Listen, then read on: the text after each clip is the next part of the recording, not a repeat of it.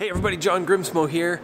I have an interesting video for you guys today. I'm excited. I got my buddy Phil on the computer. We're gonna do a, not a live stream, we're just gonna do a video screen sharing chat about Fusion 360 and 5-axis machining. Now Phil is like one of my gurus that I go to for questions with 5-axis stuff. So this is gonna be a long form, probably an hour long, Fusion 360 deep dive on how he teaches me advanced 5-axis techniques within Fusion 360. So I'm super excited. I know I'm going to lose a bunch of you, and that's fine. But if it's interesting, keep watching. Yeah, Phil's really smart, and I'm definitely going to have some eye openers in this conversation because I've had them before from him. So I'm excited. So let's dive in. All right. Oh, hey Phil, how's it going? Good. How are you? That's a pretty fancy. I like that fancy red machine you have behind you. Oh yes, the Kern. You're gonna have to come visit one day. Absolutely. I'm gonna start spray painting all my machines red just so I can feel like I'm the same. Awesome. Well, it's awesome to have you here. Thanks for doing this with me. I'm excited to dig in. But for the second time, because the first time didn't work, can you tell us a little bit about yourself? Yeah, my name's Phil Butterworth, or the Dr. Phil Experience on Instagram. I do the design and programming for MJK Performance, where we make very high-end, sort of MotoGP inspired parts for your Harley Davidsons. So trying to turn your couch potato of a motorcycle into a full-on race bike. That's kind of where we specialize in. Backgrounds in oil field work. I just started getting into 5-axis machining 2-3 years ago when we started MJK. So it's all pretty new to me. But you take lots, like everyone else, take lots of inspiration from Instagram and YouTube videos and try and teach myself all the fun things. And just, I'm lucky that I own the company, so I get to explore a lot, or a lot of play around a lot, which is nice. Don't get stuck in old habits. And you've got your MX330. Yeah, we have our one Herco 5-axis, and then we have our Matsura MX330 with the pallets. So that thing can run while I'm sleeping, like you're about to find out. Exactly. It's life-changing. I was just telling my team that the goal is to come back on Monday and it's still running. Oh yeah. There's nothing funner than putting parts in the machine on Friday and coming in on Monday and it's just finishing the last piece. Yep. Then there's all the I've stress. certainly done that. Yeah, I've done that overnight and I come back the next day and it's still running and that's exciting. But yeah, now I have the capability to do more extended runs and as you know, there's going to be all kinds of problems and challenges and headaches to get there. Oh yeah. Yeah, it's always a scary one where you turn the lights off for the first time and you walk out the door and pray everything's set up right. Even stupid things like you're going to run out of coolant or something. Like, oh yeah. You know, or have a spill or a leak or break a tool or whatever. There's lots, but yeah. It gets a bit scary when you jump into sort of the Rob Lockwood way of doing it, of programming your part, throwing it in the machine, and then just going home without testing it, just letting it run. First time we did that, I don't think I slept that night. Yeah. But come back the next day and it ran perfect. 10 hours worth of programming or something like that. That's awesome. Yeah. That's cool, man. All right, so let me show you some stuff. So I've got 3 different designs here. So I made that one, and then I still got to make this one. Got it all programmed up. Now I chose to take the Rob Lockwood yelling at us way of modeling the pedestal with the little tabbies. Yep. And it helped for me because I got to visualize like exactly where I put them and how thick they are. And you can see I put the tool start and stop positions so that I could actually create like the tool path will go from here to here to slot it out. You know what I mean? Yeah, that seemed to work pretty well. So what would you do? Yeah, so I like what you're doing. It's especially when you're just getting started. It's very good to have all these visual cues, and I'm a very visual learner, so that works really well for me, especially getting started. When I do pedestals, I stopped using or modeling in the tabs on simple things like this. And alright, I got to orbit. Yeah, so I stopped doing the modeling in just tabs, and I do a straight bar across and straight up. I just find that's a little bit easier when you're doing. Oh yeah, let me try and try and sketch something for Well, you. feel free to add something, whatever you need. Yeah. I turn that on. I try and hide some of these. There we go. Yep. Perfect. And you have your stock. Let's turn the stock off. Find the pedestal middle clamp. Yeah. So instead of doing those guys, let's turn. Oh, I see. It's all modeled into one. Yeah, there's two Okay, bodies. I gotcha. I do my separate components. That way, when I'm in cam, it's super easy to distinguish between everything, and I can just turn on and off And components. I'm starting to get better at separating things, yet keeping it simple. Yeah, that's always important. It's the biggest part about all this is whatever works for you. A lot of people have, lots of templates and a lot of really cool stuff that looks like it could be very useful, but it might not work with the way your brain works, I've found. Right. Yeah, So okay. I start with things like this, or with, kind of what you have here, and then I just branch on to whatever works for my brain. And that's the biggest thing. You don't need to force yourself. I'd rather think less and do more. So if I'm modeling a pedestal, I'm going to start a new component. There we go. Yeah, it's weird playing with someone else's stuff. Let's see if I can... Okay. So let's call that ped for short. Hit OK. Then I always just start a sketch on the bottom side of my stock. It makes it super simple.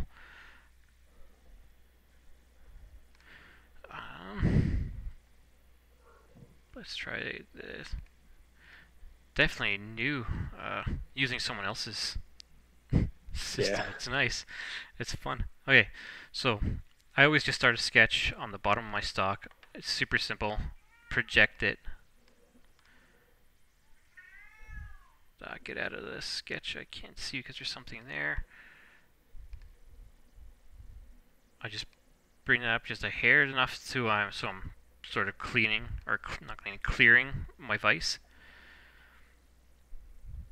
Yeah, that looks fine.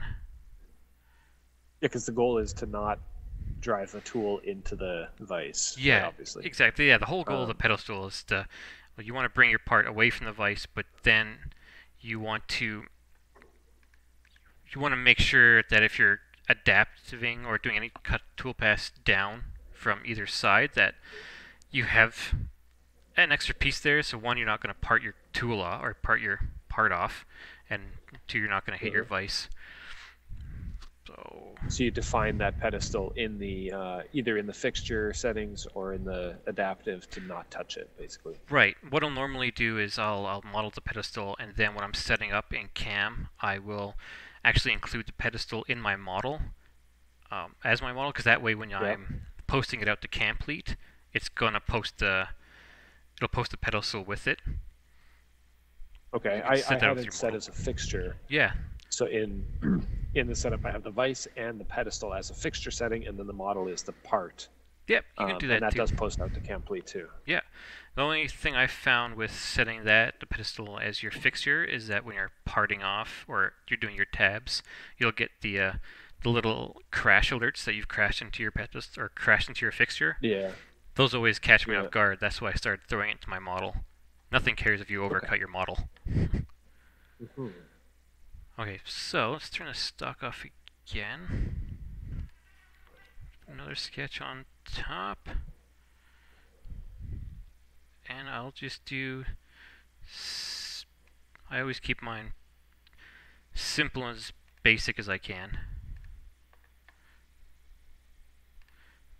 So you're going for one strip all the way across, basically. Yeah. That way, I'll show you a bit later. I'll pull up some of my Fusion things and I can show you. It's so...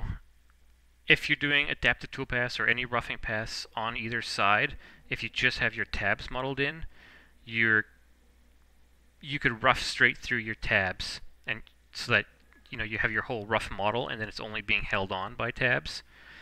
While this way, if I oh, I'm still in pedestal. Come on. There we go.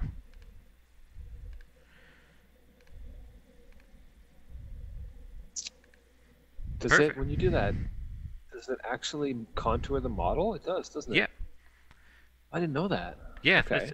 Sometimes it works, sometimes it doesn't, but more often than not Yeah. it does. So that's how I would do the orbit again. That's how I do my pedestals. So it's straight bar all the way across. So Okay. that way, let's say if we, let's go back here. Do orbit again. So yeah, so now Instead if of I'm, orbit, I just always hit shift and then middle mouse button and then move around. oh, perfect. I'll try that. It's so much different. I'm on the SolidWorks settings for my viewing stuff. So it's usually just middle mouse button and everything. But yeah, I'll hit shift. Yeah, so I do it this way, so that if I have a tool coming down and say I'm doing adaptive, and I'm doing adaptive right to my bottom of my piece, Yeah. then now it'll cut and keep this pedestal like nice and thick. But if you Got it. turn that pedestal off and you turn this one on, you're gonna do an adaptive straight through. So even on your roughing, now you're only holding on by 3 pieces, okay. if you know what I mean. Yeah. Yeah, so it's great to have tabs modeled in like that, but I stopped because of that. Because if it takes one little slip, and then after you're roughing, you've pretty much thrown the part away because it's only held on by nothing. Right. So mostly you're doing that to really utilize 3D adaptive and let it like do all the work for you. Exactly. Yeah, and you'll notice. Because I don't use that much yet. Yeah, I'll show you when I'll pull up some of my parts later, and I'll show you. I even have extra supports for different processes through the model. So when I'm doing my first roughing, I'll have lots of extra supports kind of built into a pedestal, and then as I'm slowly going through my program, I can start getting rid of those. Just so when you have like finer details way up here, or you're doing like tight tolerances, I have all these extra pieces holding on, and then I slowly rough down again. So yeah, that's basically how I start. So we have everything we need. We're away from the vise. We're not going to hit anything. We're not going to cut through our part. So yeah, we're ready to go. And for this one, I like the way you set it up. That's pretty much how I would have set it up as well. That's always the trickiest part when you're trying to do one-offs. Or middle mouse button. Okay, there we go. Yeah. Yeah, the trickiest part when you're trying to do like one and done pieces is how do you hold it first so that you can hit as many features as you possibly can while still leaving the most amount of material with your pedestal. Mm-hmm. So while you could have had this rotated 90 and you could have done this whole top really nice, yeah, you would have been stuck down here. So yeah, the way you've set it up, I like. And then it becomes a 2-op part. Yeah. Yeah. So yeah, if I was doing more, I would should model this pedestal a bit more to one side. I might even just let's just come out.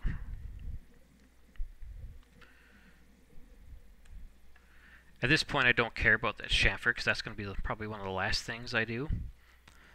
Okay. But this is obviously those features there. It's probably something you want to get done. Yeah, it goes all the way around. Yeah. So yeah, let's make sure. One setup, right? Yeah. So you can even make your pedestal nice and thick like that, and then we just come in, contour around that to cut into the pedestal. Do like a rough and a finish pass, and then same up here. Yeah, it's always fun when you got like, you don't have a lot of room, but you're trying to do as much as you can. It becomes all the fun parts. So yeah, that's basically how I start my pedestal off. Yeah, because I noticed, because I didn't do a 3D adaptive, and I chose my tool paths with 2D contours or whatever, there were certainly some times where the tool just wants to plow into some excess material, and I had to avoid that on purpose. You know what I mean? Yeah, absolutely. Whereas I think a 3D adaptive kind of clears everything away until your pedestal, and you're a bit safer with toolpaths. Right. Yeah, it helps out a lot. So something like another thing I should mention is when I'm trying to do a tab. Let's put your pedestal back on. Take mine off. This is definitely. I'll try and get that curve finished before I do the tabs. I'll even probably try and finish this area first, and then just leave the tabs in the center. Because I like straight lines for my tabs. That's my personal preference. I think everyone's got their own way of doing things.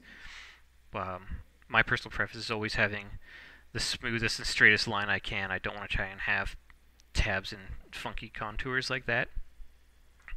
I'm sure they work. It just now if you want to try and file in there or clean that up, it's a little bit more work than on hitting a nice smooth surface with a belt sander or something. That's true. Yeah.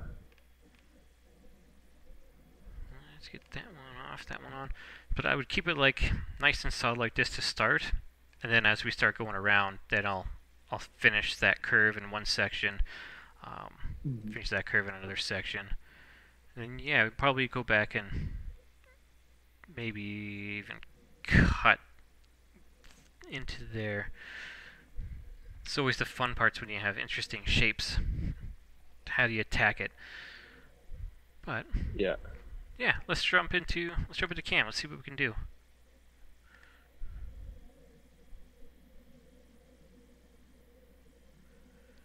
Slowly wait for that to load. Yeah, so I've got my 4 setups basically. If you want, you can create a new one or copy and paste the last one or something. Yeah, let's perfect. That's the one you've got roughly for that. Yeah, I'll just duplicate it. Yeah. Slowly wait for that to load. Can you explain to me what you just did, activating a cam operation, and what the benefits are or not? Oh yeah. So you can tie the view to a setup. So if let's see, is it view orientation, show high? Yeah. So underneath where you have synchronized active setup, you can actually sync it so you have whatever's in your model fixture stock is going to show up every time you activate it. So even if if I activate the dovetail prep, it's getting rid of the model and it's just showing the prep because that's what we actually have set up. I gotta get over here. So yeah, we have this is the body in our stock. Body and our stock. Yeah, exactly. So that's exactly what's in the setup. So whenever you activate it, that's what you're showing. It orients the view. Yeah. It orients the view to your XYZ origin as well. Okay. Correct. Yeah. So you can see, yeah, as soon as we activate that one, it brings our model back up. Yeah, that is cool. Yeah, that's simple visual things like that are so key. Right. I want to focus all my brain power on toolpaths. I don't want to worry about going back up to models and turning things on and off and trying to find it. So let's go back. Let's take the fixture. Can we take that off? Perfect. That one's I always add it to my model. That's just my way of doing things. Yep. Oh yeah, auto updates. Nice and fancy. Oh, cool. Yeah. Nice. Yeah. Everything's about simplicity. Cool things like that. I'm gonna hide that so I get a bit more room. There you go. Oh yeah, look at all these. Nice. 230. Man, I am missing out on. I think mine go up to like 40. Your tool numbers? Yeah. I guess the Matsura, I think I got up to like 90 or something. But I don't have that many tools. Okay, let's widen the thing so we can read it. But yeah, these are all the ops it took me to get what I needed. Perfect. And so you've programmed this part already? Yeah, it's ready to run. Okay, perfect. Yep. Cool. Let's go through. Let's just see if we can just generate these and see if they'll work, and then we'll go through what you've done. Or is that going to take forever? Just the adaptives are going to take a little bit. Yeah. How much stock do we have? That's all right.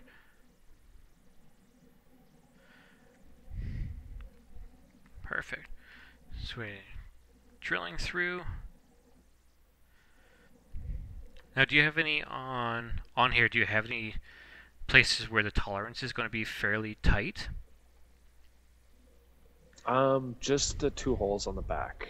Okay. The 2 smaller holes. Perfect. So you got some locating holes back here. Yeah, exactly. Okay. Yeah, that shouldn't be too hard. What I try and do is cut away, obviously, as much material as I can, but making sure that you are going to have enough material to hit your tolerances and tight things like this. So instead of yeah, you don't want to hit those with the tabs, at the very end kind of thing. Right. It's going to be a noodle. Yeah, you're going to have a bad time. So things like this, I always start off with roughing. Again, I 99% of the things I do is aluminum, so it's a bit of a different workflow from your steel. But normally I would try and rough the shape out first and get it fairly close, and then I can come in, probably hit the holes before I start finishing things. So I'll probably go roughing, then drilling, boring if you need to, and then start going finishing profiles and things like that. So where are the adaptives? Yeah.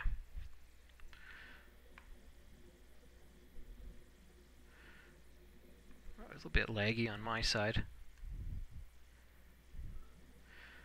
Perfect, yeah. Like this is fine. This is good. So I'd move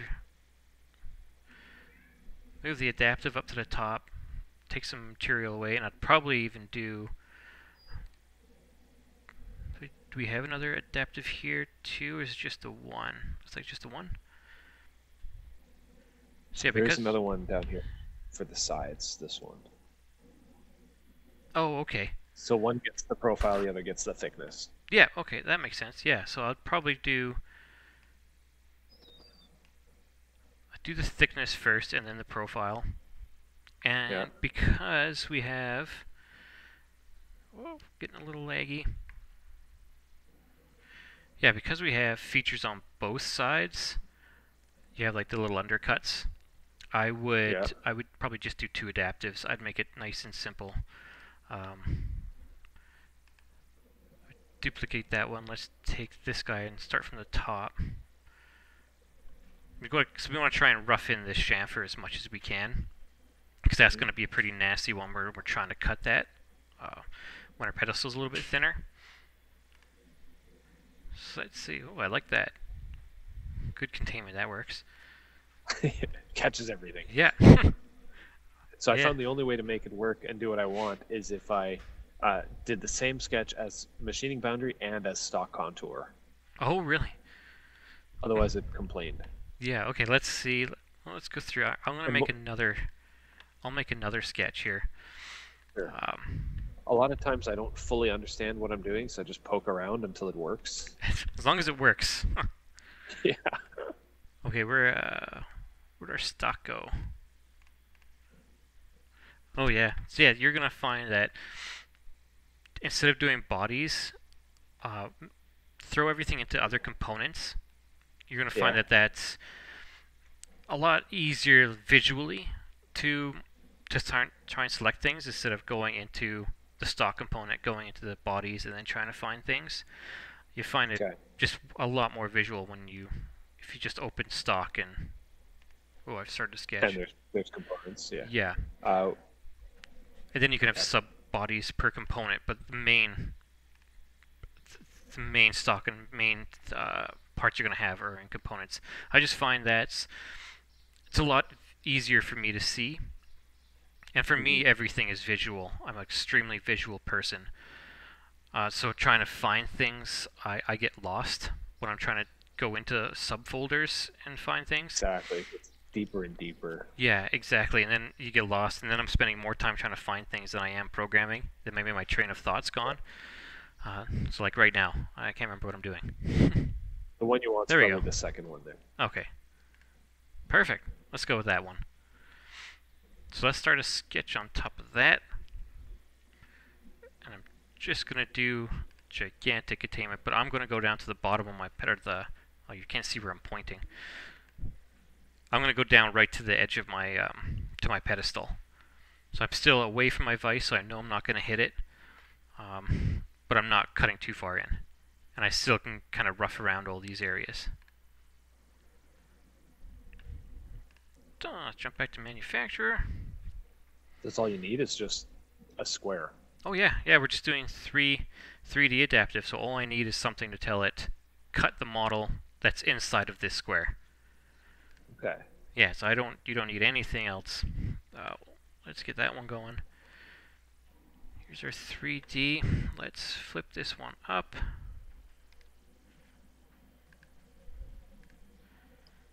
Let's change the orientations. There we go. Deselect that. Select our new little square.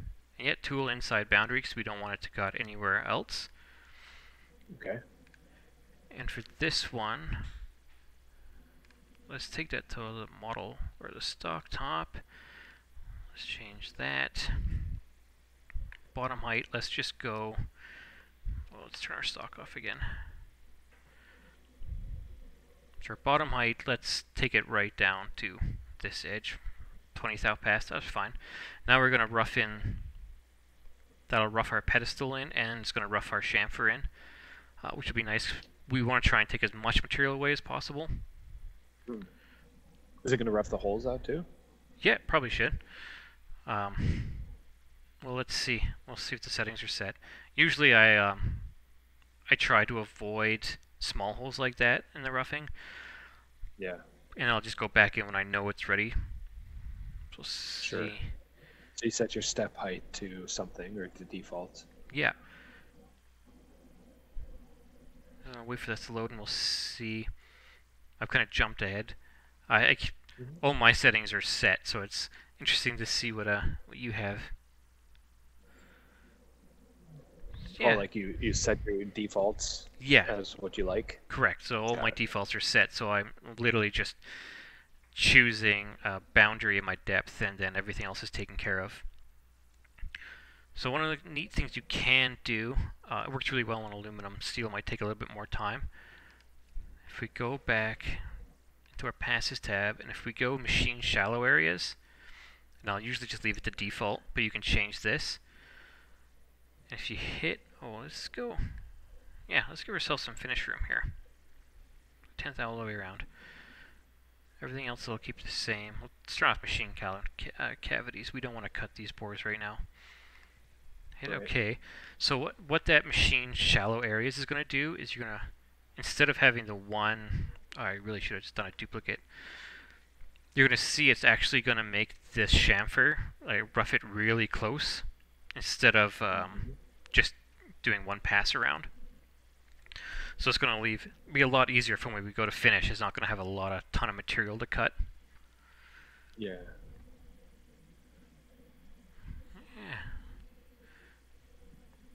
Let's let that do its thing. Let it slowly load. Yeah, I mean, it's not... You can see it's cutting the chamfer just a little bit better. And you can change that the depth so that you can really get that roughed in a bit easier. Oh yeah, laggy. Ooh. Alright.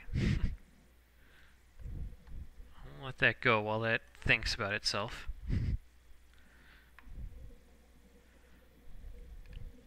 Okay, so we've got that side roughed down, top, that side. Let's do this bottom side now.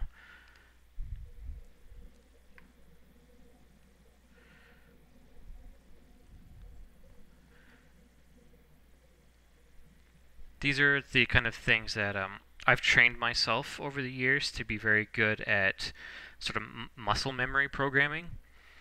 So instead of thinking and trying to decide what I need to do, I just can, you can automatically kind of, I know how to flip it around, choose my things without really paying too much attention. But definitely interesting using someone else's setup, and now I have to think again. My brain's only good for thinking like a couple of hours a day. Okay, and we don't... Stock contours you have set? You don't need that. Right? No, we don't need stock contours at all. Perfect. Yeah, so let's go back top height. Let's go stock top again. Set our section. We just need to go there now. And we'll do the same thing. We don't need to machine the cavities. We don't have any really 3D or big chamfers here, so we don't have to worry about the machine shallow areas. I'll just hit OK. Now we're done with this guy, so we can get rid of that containment sketch.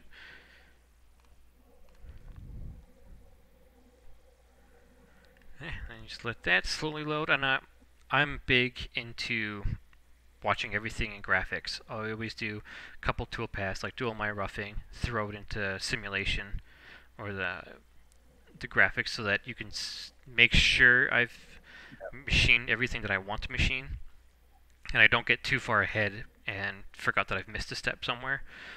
So that's my big thing. Right. And a lot of crashes happen because people have programmed things and they just have it run it through simulation. Yeah, because it becomes obvious if there's a missing section or a toolpath that didn't calculate or something. Yeah, exactly. It's one of my big things. Toolpaths get messy. I don't like to look at those. I'll turn the stock on. Best thing Fusion has done is the comparison here. This has been an absolute lifesaver. Oh, okay. You have to. It's great to see colors in material and operations tools, but comparison, where it's green if it's finished, it's red if it's overcut, or blue if it hasn't finished. It's super simple. Okay, well, other than we'll have to change that. Tool's not reaching. Yeah.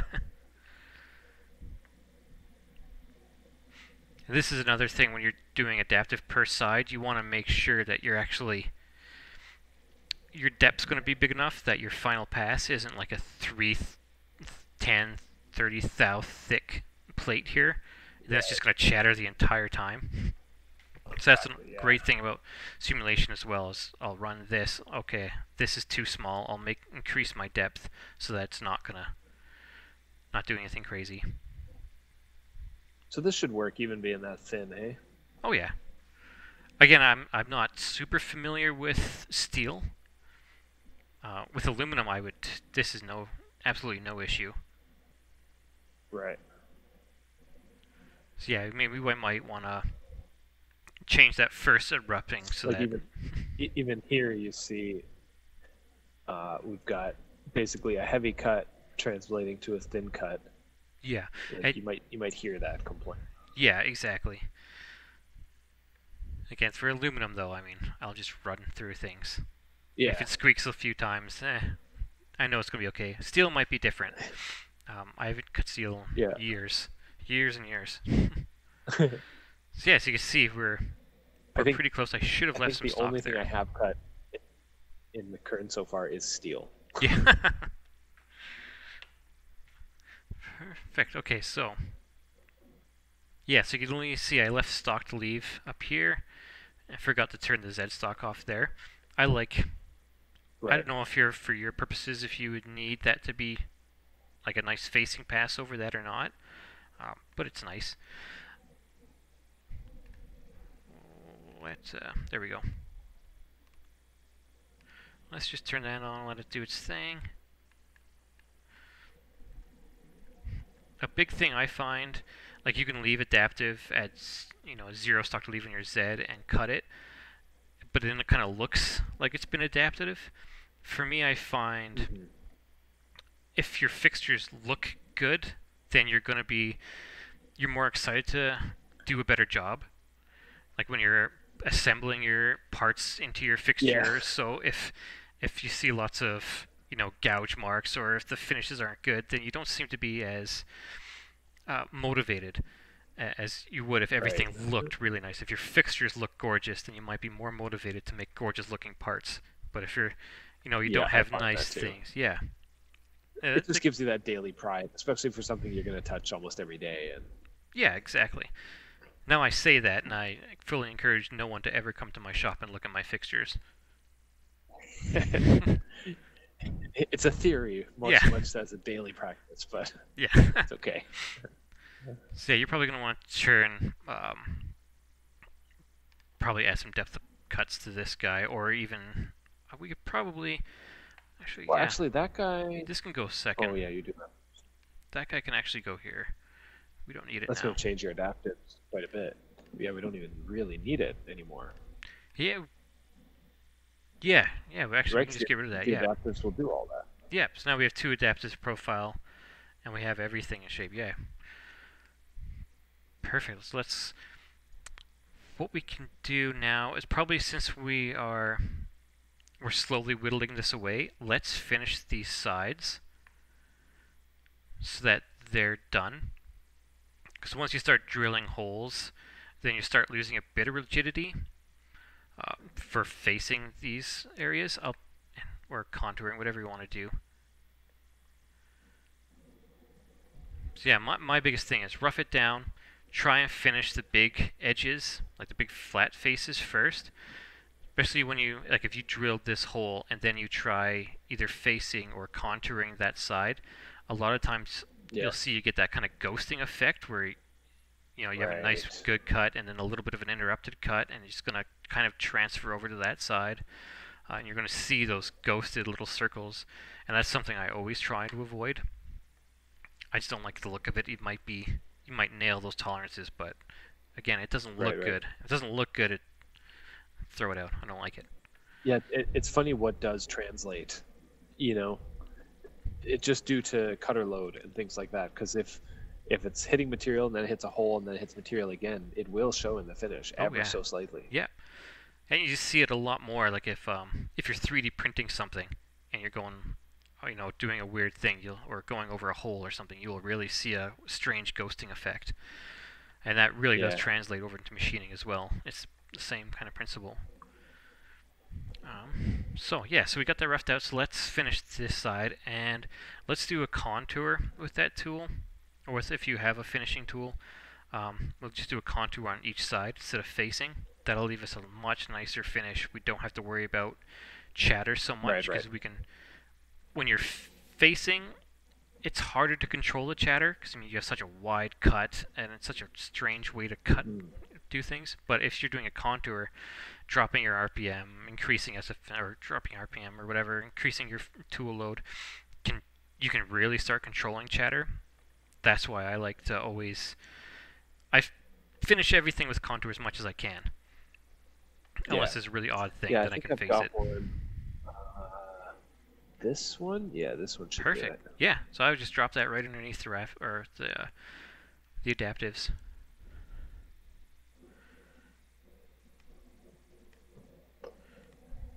I'm not even going to look at it, I'm just going to generate it. I trust you. Yep. Yeah, that all looks good. It's not hitting anything.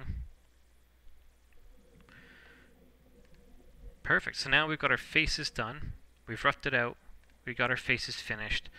Now I'll go through and I'll do the holes.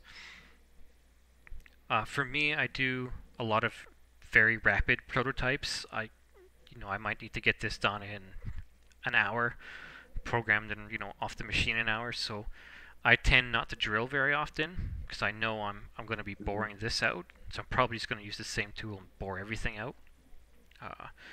But let's see the way, obviously, the way you're going to do things, the way I'm going to do things are going to be slightly different.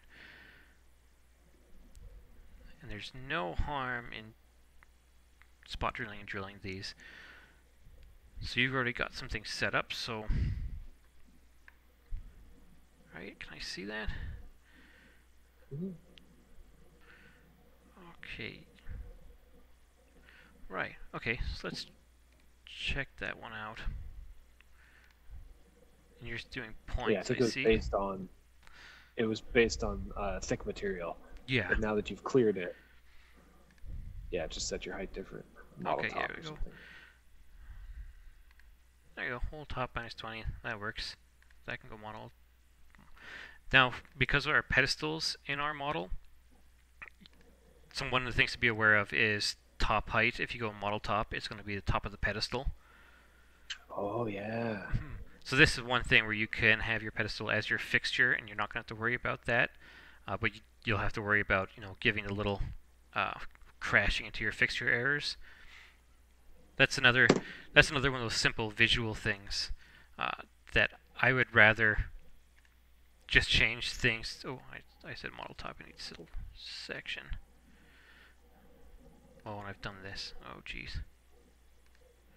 There we go.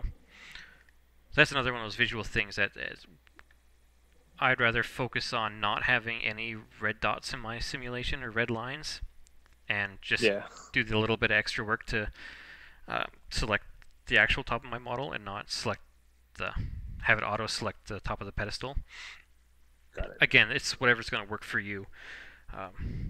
That's just one of those big visual things that if I see a red line in my simulation, I have to go back and be like, okay, what is actually happening? And that takes away from my future thoughts, kind of thing. Takes my train of thought away, and I don't. I like to get things done fast. I don't want to think too much. Okay, so we got the spot drills there. Let's do the same on that side. And you're spotting those holes twice, it looks like. Maybe, yeah, I guess accidentally. Okay, so why don't we get rid of... Let's just spot this side. We'll get rid of the other side, because then we can do those holes, and we'll come back and we'll bore out the other hole. That's good. We're going to go section there.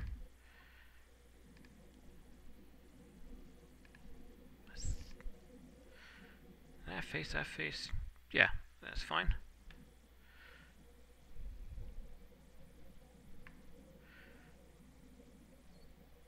A little bit laggy. Yeah. Oh, there you go. So now you don't need the first spot drill.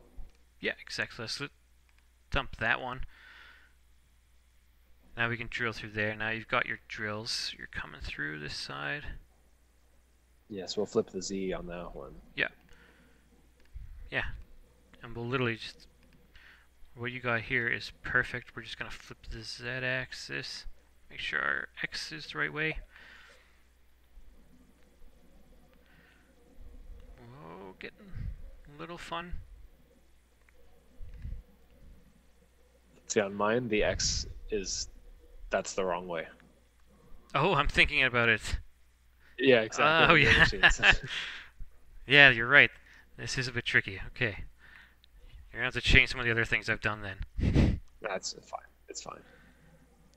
Yeah, total different way of thinking. Yeah. So both your 5-axes are the other way? Yes. Yeah, they tilt, I guess, towards the operator. They tilt in the... Right. Tilt yeah, over mine the X. tilts left and right. Yeah. Confusing. Okay, so we got that hole drilled through. I can see we're starting... Yeah, starting at the stock top. We don't need that. Let's start on the top here. Beauty. We can hit OK. A lot of times with the 5-axis stuff, if you just select your... Let's go back. If you just select your Z, between Fusion and your machine, it can figure out the X pretty well. The only time I've noticed that starts getting a bit confusing is if you're doing like a parallel or something and you want your tool to line up at like a 45 on this face, then you're going to need to actually select things properly. Okay. And you can really manipulate. So if you're saying if I actually posted a code with the X going the wrong way, the machine would still figure it out? Yeah, usually does. I've never had an issue. I'm pretty sure Cool. Saunders does the same thing. I think he just selects the Z, but correct me if I'm wrong. Yeah. But yeah, since your parallel is kind of oriented with your origin, or with your X and your Y's, then if you really want to control which direction your parallel is going to do, you can actually select your X at like a 45-degree angle or some weird thing, and then you can really control things. Mm-hmm. And again, I'll pull up one of my models, one of my complicated ones later, and I'll show you how I can maneuver or blend toolpaths around some pretty complicated features just by altering my tool orientation. Okay. Yeah. So let's zip through the end of this one because I do want to show you the Saga pen clip Yeah. as well, and then I want to show some of your models too. Sure. But this is awesome so far. Yeah. Okay, so yeah, we've got that hole drilled. We've got these holes. We'll just generate that. Then, yeah, we'll just go quick. So yeah, you would want to select your It's fine. It's fine. stock face, or your hole top is there. Let's go through finish pass. Let's see. Yeah, so this is where I would maybe I'd go back and adjust my pedestal. Maybe come back in a bit so that you can actually. It's a good starting point. Yeah, so you can like bring that back in, and you're not gonna have to worry about having a little bit of material like this overhanging your pedestal. It's gonna still be pretty rigid, so you can bring this edge back, you know, even in line with that hole or something, give you a lot of room for this. Then same with this side, and we could on this, we could bring this over just so you can finish this radius. Right. And then we can come back and cut that one again. Yeah, I'll try and zip through. Don't want to take up too much of your time. Well, I got time. It's Sunday. Oh, good. Okay, well, let's go back. Oh, I wonder, do you have...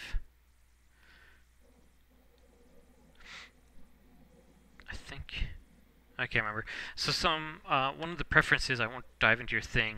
I'm pretty sure it's in the preview now, but when you go back to design, normally when you make a change anywhere, I know, start a sketch, change the model a bit, then everything over here gets dirtied, or it needs to be regened. Right, it has to be regenerated. It's super annoying. Yes, so if you want, I'll go through, I don't know if you're on there or not. Yeah. Let's go through your preferences. I gotta Show make me sure. what I'm missing.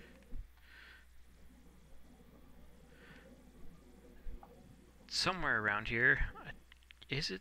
I can't remember if it's the invalid geometry or if it's another one. But there is a new preview function that will get rid of that. So if we go back and edit, you know, just, well, actually yeah, let's just take a look. We'll just start a little quick dirty sketch and see if it worked. There we go. Usually just doing that is enough to destroy will cam. Invalidate everything. Yeah. Yeah. Okay. Ah, there it goes. darn it. Yep. So somewhere in there is another preference. I'll have to go through my preferences and see. Okay. See which one It's it good is. to know though. That's Yeah. super annoying. Playing with the preview features is great. There's a lot of amazing stuff in there. But yeah, sometimes you'll get used to it, and then Fusion won't act the way you want, and you'll get frustrated and realize, oh, it's because I have a preview feature on that shouldn't be on. Right. So it can be complicated living in that world.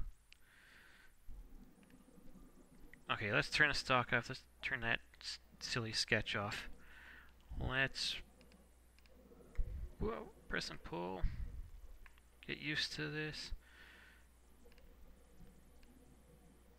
Let's bring that Now that's back. still going to follow that contour. Yep.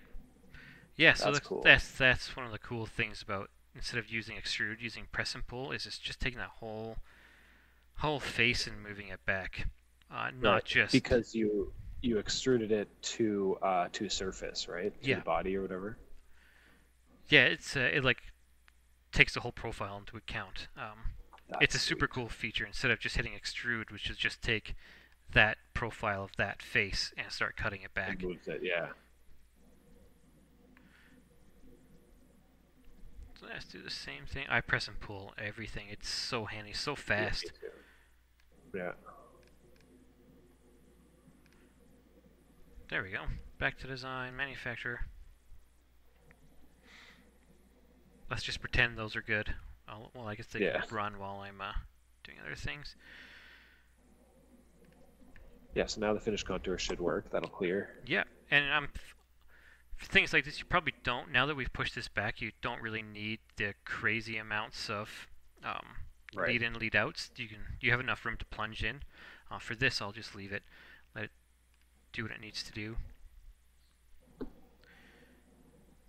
And then I'll do this. Actually, yeah, let's just do the same thing. Let's duplicate that. We have most of our material removed now. So let's cut your whole little... Oh, come on. Oh, I see where you're going. Okay.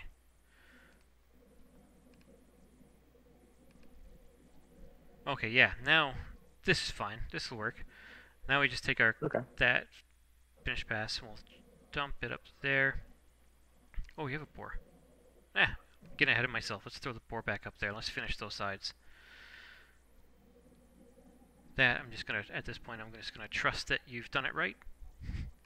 You can't go wrong with boring. Yeah, I did the first two with 2D Pocket with a helical downturn, but I trashed a couple end mills because it was just not happy. Oh yeah. Doing that. Yeah, I mean, ramping in and then taking a big side cut, even if it's like 20 or 30 thou, it's quite a shock to a tool to try to change directions so I haven't like tried that.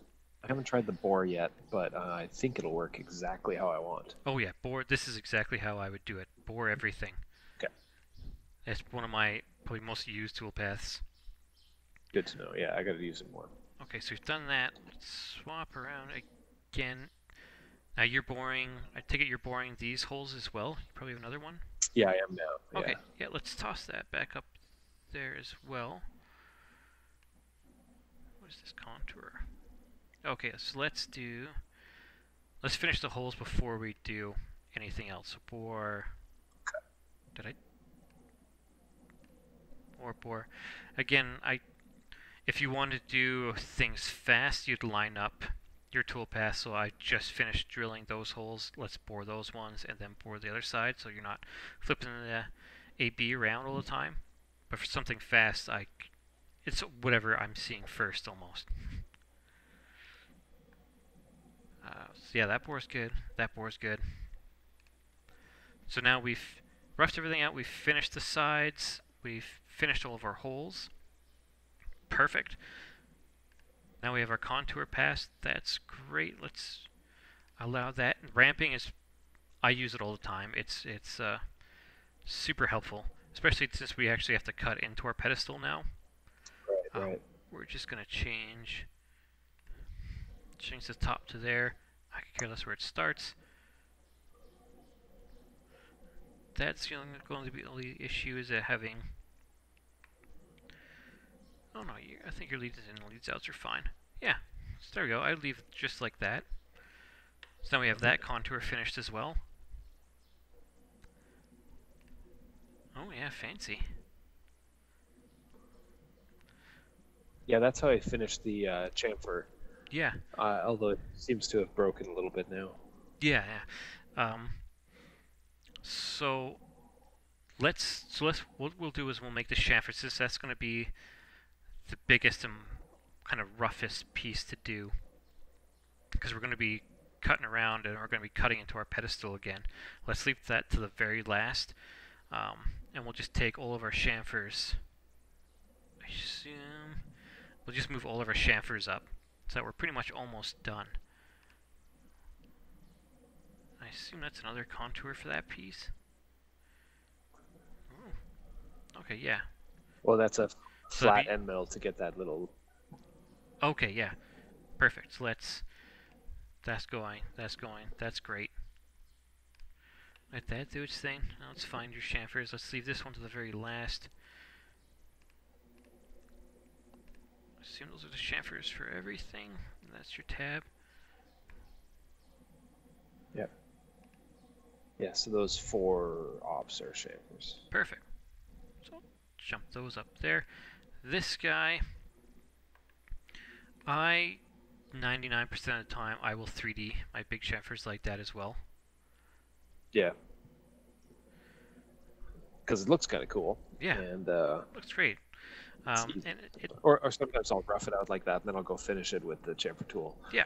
Which makes less load on the tool. Yeah. The finished tool. Exactly, and that's why we did on our adaptive. If we put the machine shallow areas, it's going to cut. It's going to actually cut our chamfer like this. And that's why I always do that in the adaptive. Then I don't have to come back and do like a semi-finish and then a finish on chamfers. So let's just say those guys are generate those so that they're happy.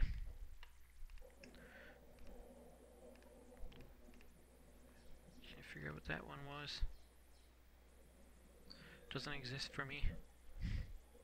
I don't know. Huh. 2D jump. Anyway, this no longer exists because I don't know what it is. So yeah.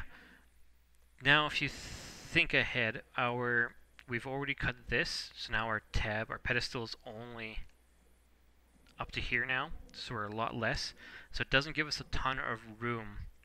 How much is that? It's pretty thin, right? Yeah, 75 thou. So it doesn't give us a ton of room for this. So you can either take in aluminum, I would probably just take a chamfer tool to this now, and I'd run it through a rough and a finish pass. Because I know the roughing pass is going to cut into here, and then the finish pass is only going to cut here. So I know I'm going to be pretty good, and we're not going to go too far past that line. For steel, I don't know. Let's try it your way. I don't see why not. So I think it broke now because the pedestal is now a model and it's trying to actually like contour that. Yeah, so what we can do, that's tool 100. Let's see if morph spiral works. I know I'm kind of just playing around now. Is this a, actually no, we'll just do contour. It's fine. But we'll just select the chamfer. We don't need to cut anything else. Okay, I think I did it by model faces and avoid faces before. So what I'll always do is I'll do, for any kind of 3D, pretty much most 3D toolpaths, I'll always have my boundary as, especially for chamfers, like the outside and the inside. And then, just like how you have it here, tool outside boundary, because I know I want the tool to kind of go a little bit past, but not all the way. Yeah. So my additional offset, I'm going to say minus tolerance, if I spell that right. Ooh. Nope. So in that case, I'll just What put... There you go. Yeah, I'm not very good at spelling. So anyway, we'll send it to minus tolerance. That means the tool can go past this edge, but it can't go the full tool width. So you're not going to see it go over and then just plunge down into air, which is a big thing. I don't know if you've seen it, but if you're doing lots of scallop work, if you just have this at outside, you have additional tolerance to 0, your tool will literally just roll off the edge and like plunge straight through your part. So if you ever see that, that's why. Always give it like just a tiny bit of minus additional tolerance. It could be like 4/10, which is usually, what your tolerance is going to be. So everything else looks good. Your faces are okay. So what I will do is take the model away. I'll use the touch and avoid surfaces, but I'll do with touch. And I'll just select the surfaces I actually want it to cut. Okay. One of the things I'm really hoping they implement is sort of a combination of where you could say, I want you to cut this surface, but I absolutely, under no circumstances, want you to cut that one. If they can combine those, I'd be very happy. Yeah, because right now it's either or. Yeah. It's either touch these or don't touch these. But yeah, to do both would be sweet, I agree.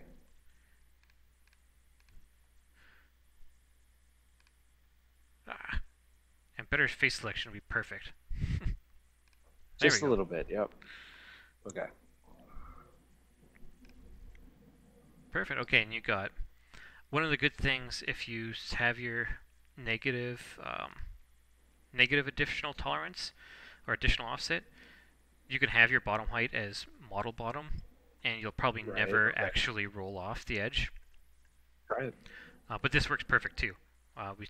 We just depending on what point I selected, I forget. Yeah. Anyway, I'll select a new one. We know we don't want to pretty much go past that point. Right. Everything else I'll leave the same. Hit OK. Hopefully it's okay. Look at that. Yeah. Yeah, it's perfect. And you can see that's where it gives you that funny little thing. So you might have to go, oh, actually, this is a great great showcase of why machining boundaries are so good.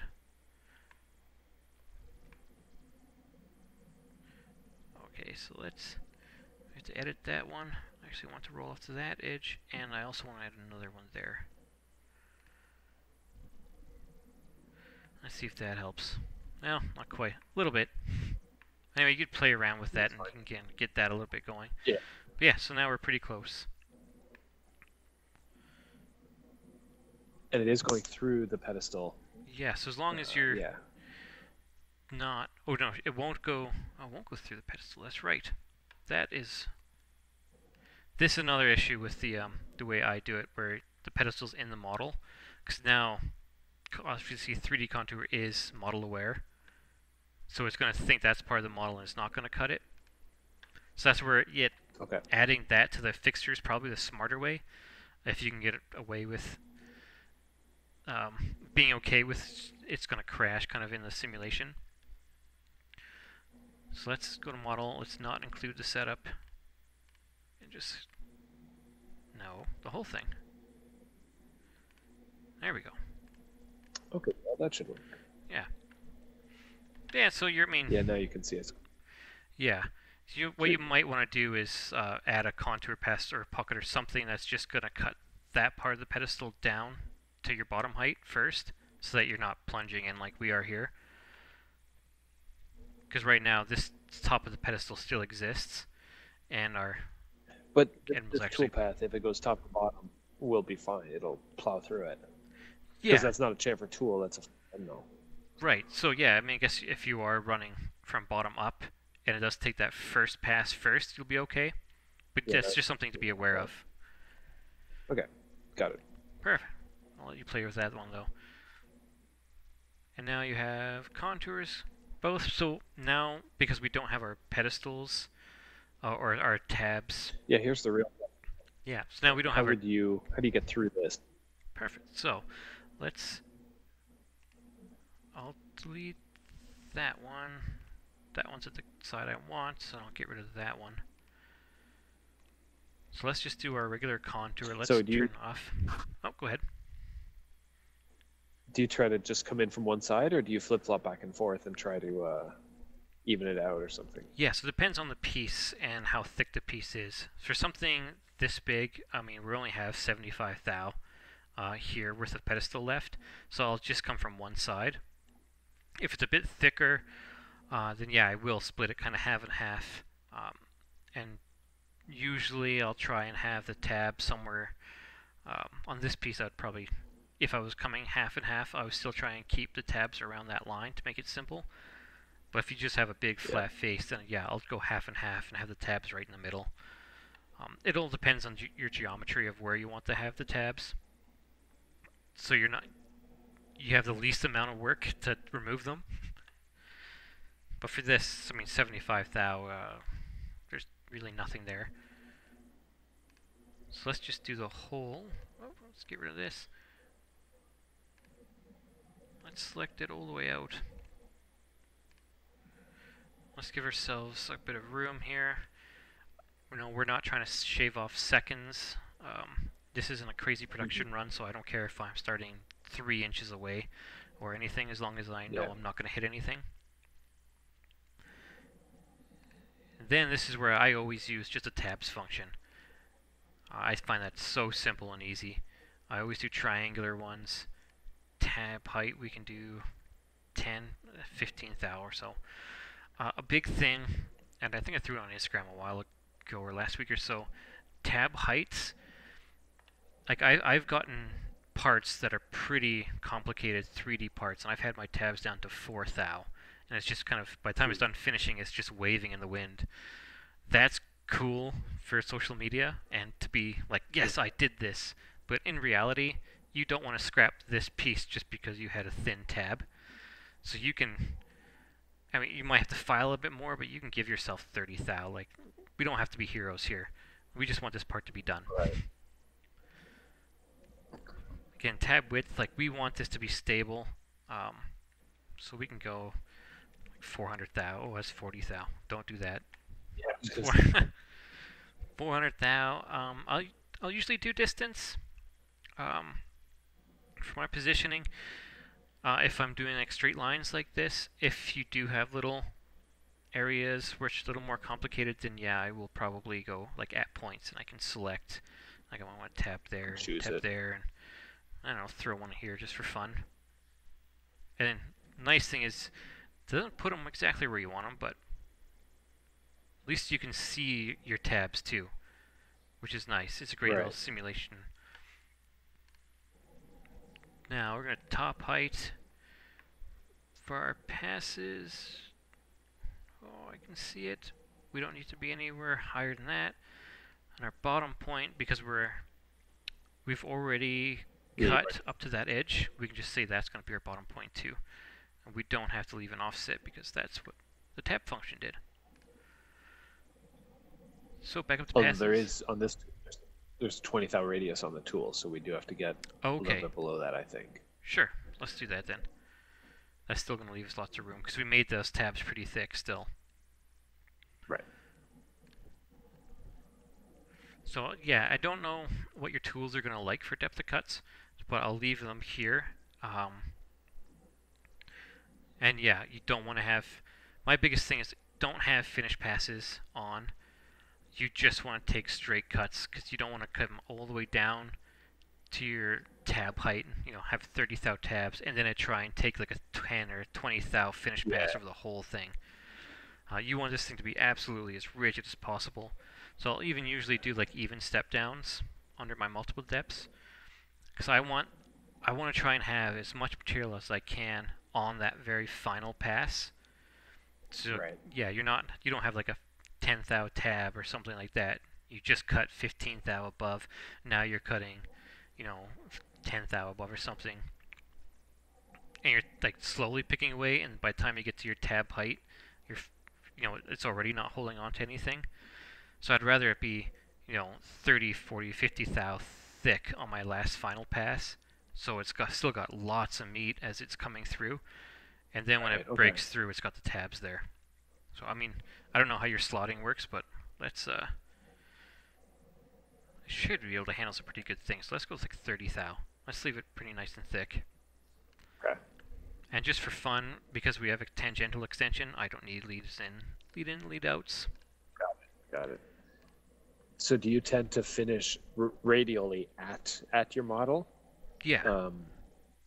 Okay. So you're just stepping straight down at the finished profile and then step by step. Yeah, exactly. Yeah, and if that was like a more critical feature, then I'd probably put a second op in just to clean that up. But yeah, I'm always just plunging straight down. Okay. See, I like how you did triangular tabs now because when you do a regular tab, then it just lifts up, moves over, and then plows straight down. Yeah. Again. You're gonna have some. This gives you kind of a taper. Yeah. A ramp. Yeah. So that's it. You'll have to. I can't remember where the when you go into the tabs passes as you're selecting like the tab width. I don't know where it takes it from the bottom of the tab or the top of the tab, but you have to be aware that if you put a 1/4 inch wide tab, it might not actually be a 1/4 inch by the time you've put the triangular on. You gotta play with it. Yeah.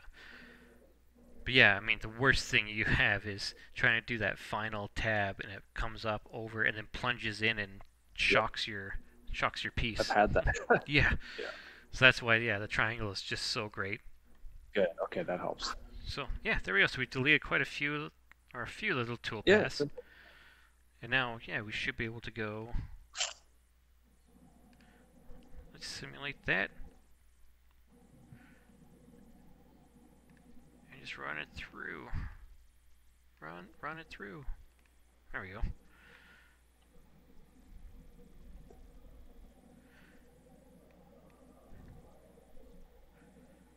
And so yeah, nice and thing. There's no crashes yet, so so far that's good. Cool. Better than I can do. This is also where simulation is good, is it takes a bit of time, so you can go out and get yourself a coffee, come back and see if you scrapped your part or not. When you get to see it now too, like watching it kind of remove itself, you'll start to see any holes or like, it'll be weak in that spot or whatever. Yeah. So Now you can see where the triangle tabs are. I mean, I think we made them 300 thou thick, but they're not really 300 thou thick. Or 300 thou wide. Right. So you'll have to play with start that. Yeah. Okay. Good. But yeah, that's it. Amazing, man. Yeah. So I mean, you'll have to come through, and you might have to clean up some little areas so that you're not plunging your tool straight in. But that's like the basic workflow I would go through. Yeah. That's great. Yeah. So, if you wanted... You ready for the next? Yeah. Let's see the next one. What were we going to say if I wanted to? I was going to say, well, I'll show you the next one when I'll show you how to actually import it into Camplete, because I know you said you've had issues where sometimes it lines up and sometimes it doesn't. So I can show the you trick how. with that is I've found that as long as my model origin, this guy right here, is here, like at my feet, then it works every time. Yeah, there's also another way that it can import it slightly different. Yeah. I can run that through pretty quick. It's one way it imports as model origin, and another way it'll import as your actual setup origin.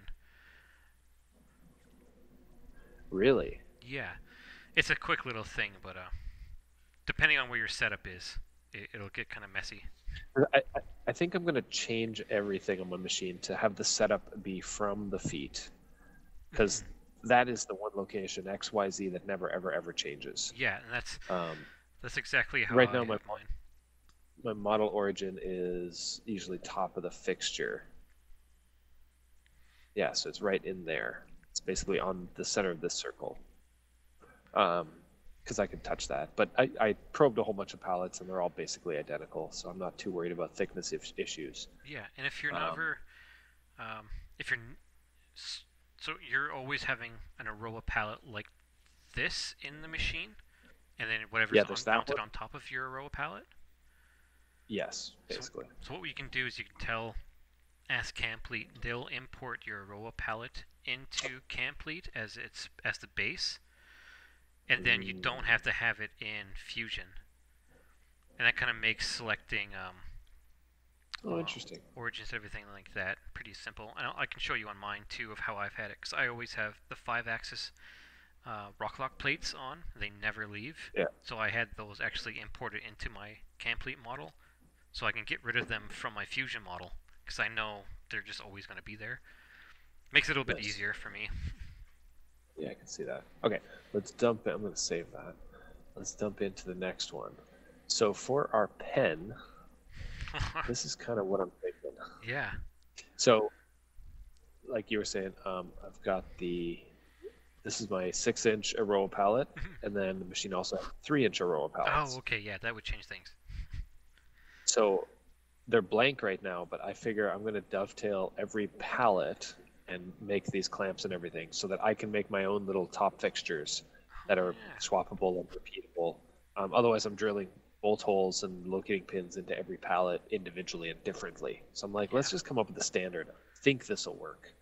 Yeah, I mean, I don't see why not. It looks pretty good. You got some, locating pins and clamps. And I've got 55 of these small palettes, so I need like a standard. Yeah. And I think this will let me really play with top tooling. So yeah, ignoring the middle air that I still have to make the thing to connect them, but this is kind of what I was thinking. So right now we make this Saga clip on our Nakamura, on our lathe, and it's a 23-minute cycle time or something, and its surface finishes are passable because it's a friggin' lathe. It's not a milling machine. Yeah. But it does all this 3D surfacing at 6,000 RPM with a gear train, live. So it works, but let's use the lathe for what it's for lathing stuff. Try to complicate so I figure out. Okay. Yeah, exactly. So I'll cut some dovetails into it. We'll turn. That's one of the critical features of this pen is you have this turned outside that's curved and beautiful. So we'll turn the outside, and then we'll bore it. We'll probably do the bore on the lathe, although I might do it on the mill, and then dovetail it with a little locating feature somewhere, and then throw this on the kern, like so, and hit go. Yeah.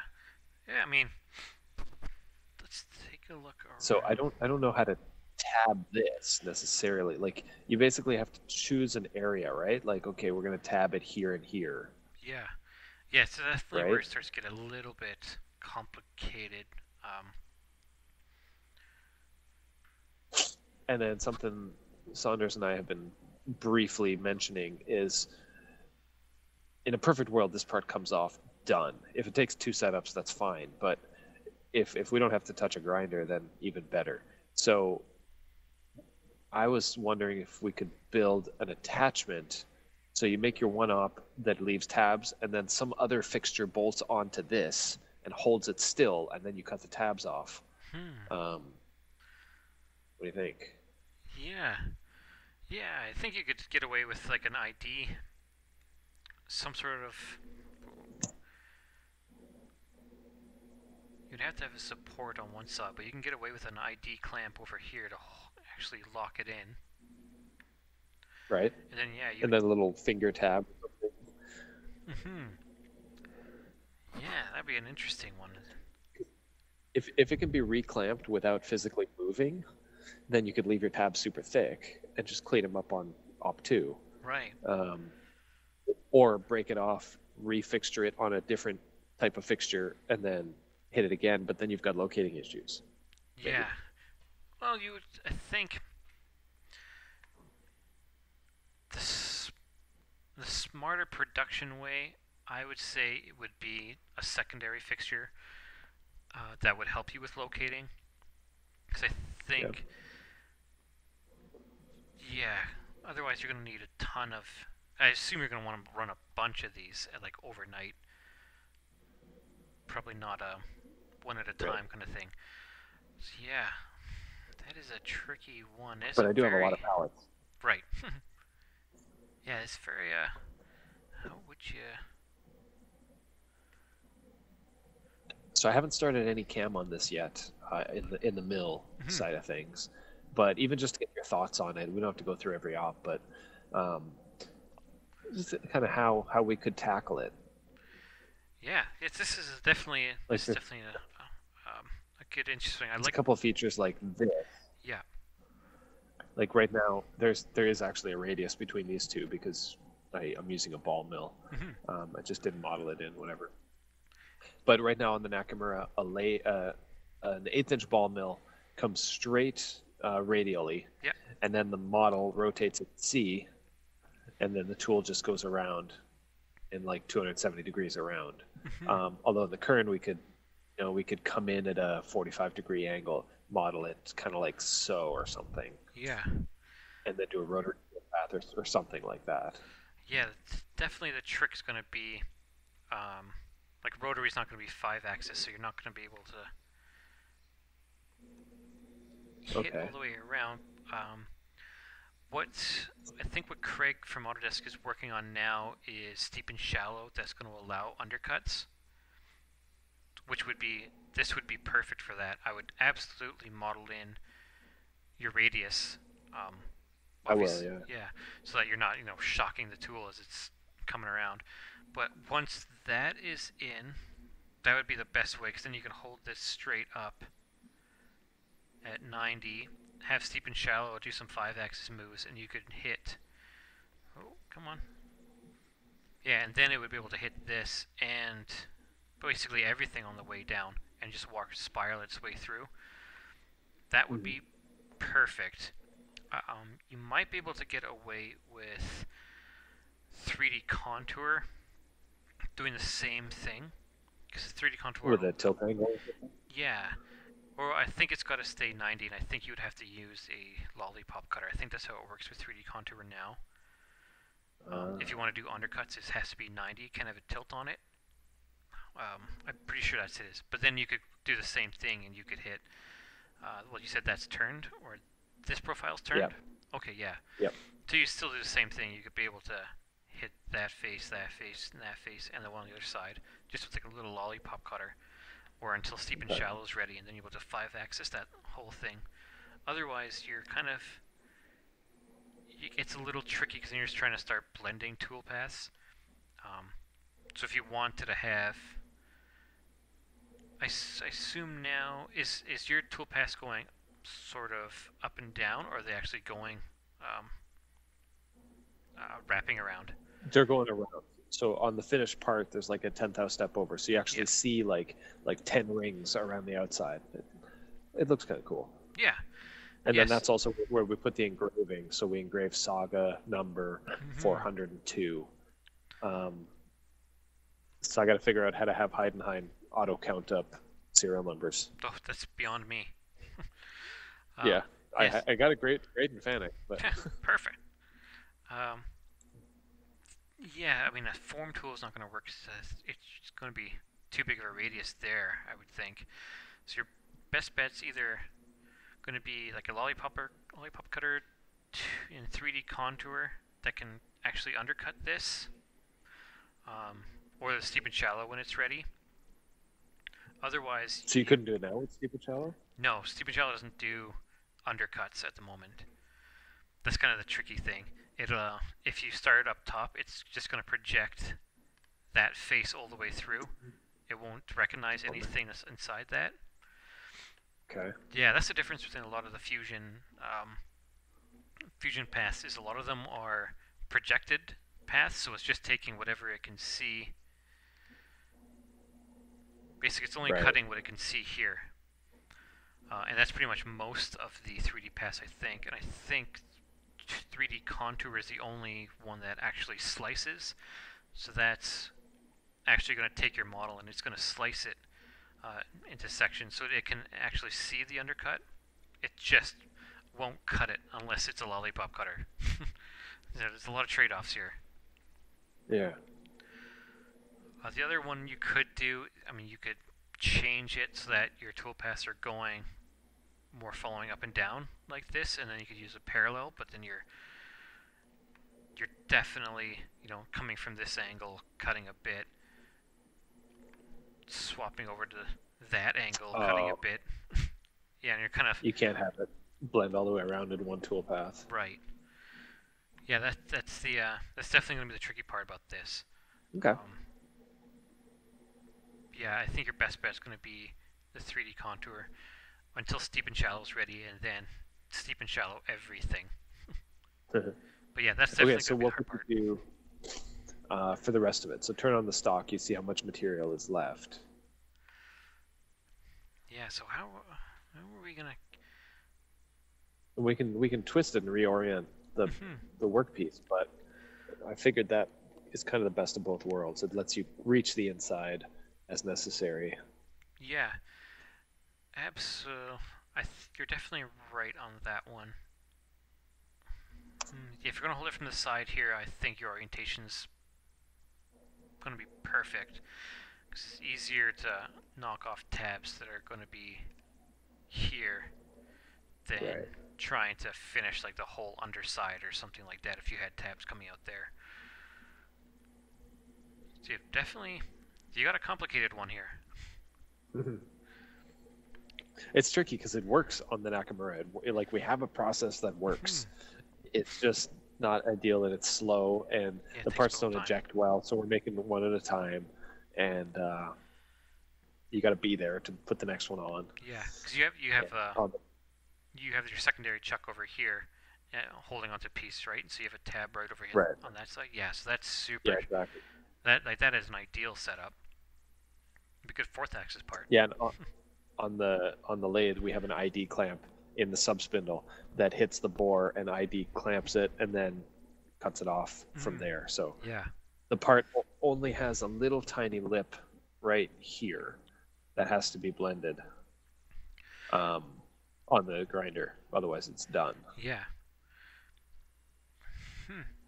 This is definitely one of the more trickier things I've looked at. How else could we hold this in any other way? I mean, let's try and think outside the box a bit. What you could do is hold it, like say let's get rid of that. Yeah. And so we have that finished here. How else could we clamp that? We could put an ID clamp. I don't know if it's going to be strong enough, but Yeah, there's not a lot of rigidity to them. Yeah. It works on the lathe because there's bar on the other side. Yeah, that's you've being lots of held. room. Yeah. Man, I wish I had some super fancy answers. This is definitely a complicated one. I mean, one of the things you could do is hold it up more vertical. If you did have something there, and I mean, Like you could just have pick it away top to bottom. Yeah, it's just definitely not the most ideal. Actually, I wonder if we put that back. Okay, so let's think about it this way. Let's keep it how we are here. That's going to be your issue solving on here. That's going to be the tricky one. But yeah, right now 3D contour lollipop, I think you're going to nail that. Until you have steep and shallow, and then you have all the Instagram stories. Now, so let's cut away all this area. So you're going like let's. Okay, let me start let's start modeling here. Let's have some fun. Go for it. Okay, let's do some fake clamps.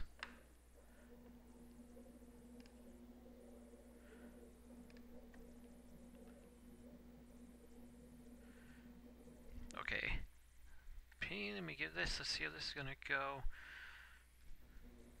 Because I'm not tied to this fixture either. This fifth axis one. I might actually make my own version of it anyway. Yeah, whatever's gonna. So if we need clearance or whatever, then. Okay, so let's give ourselves. I'm just gonna do things. Oh, stop that too soon. I'll do some pretty crude ideas here, but maybe we can get close to something workable.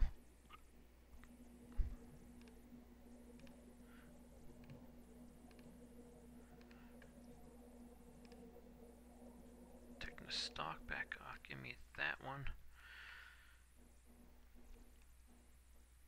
So let's call this our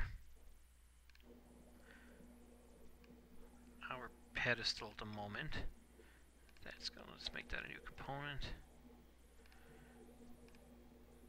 Let's highlight that so if you leave something like that, you'll have to probably do a cutout there. Then yeah, we can start roughing everything down. Man. Cool. And then on here,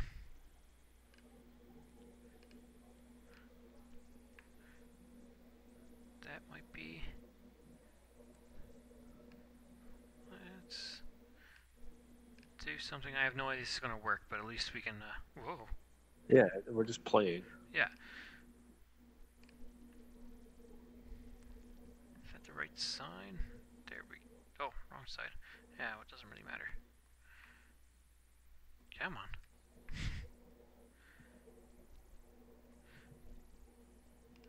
Yeah, so let's say this is our pedestal. We'll do a little cutout here. Let me look at that. There we go. That's better. Turn that off. Now let's just add a couple of. Well, play with the hole sizes. You can make your own bolts. That's nice. Let's make it 100,000. Oh, I think I see what you're doing. Yeah, so this, like, modeled in some screw holes here. That's your refixturing. Right. So now let's just cut. Okay. Sort of through those. So if this is the basics of the pedestal of what your tab's going to be. Yeah. Then you got some places to actually fixture now, so we can.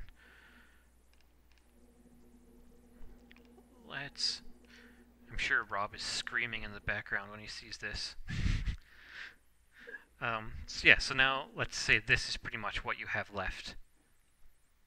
Okay. Now you can throw that onto. So it comes off the first off that you have that. Yeah. So you'd basically be tabbing off the pedestal.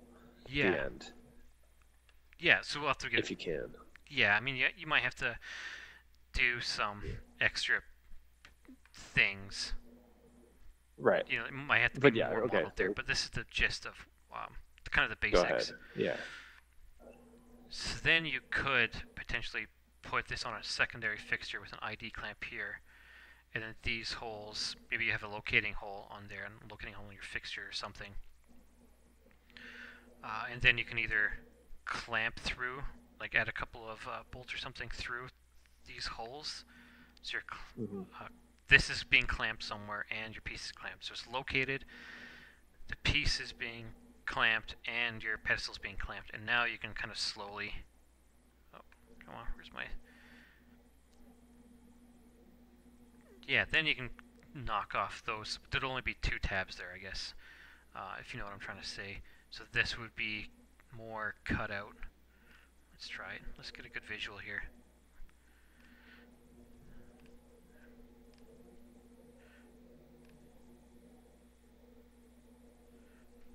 Let's get a good visual. Oh.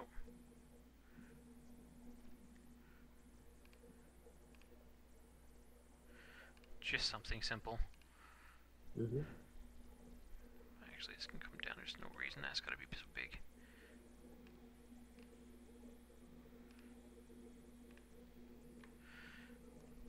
Okay, knock all that off. I don't want to cut your clip. There we go. So that could be technically what you have left. And then, yeah, you can put that on another fixture. You could have an ID clamp there. You could, again, you could put a locating pin or a locating hole here, a couple of screws on here against your fixtures. Actually, you know what? I don't know why I'm making up stories in my head. Let's just do it.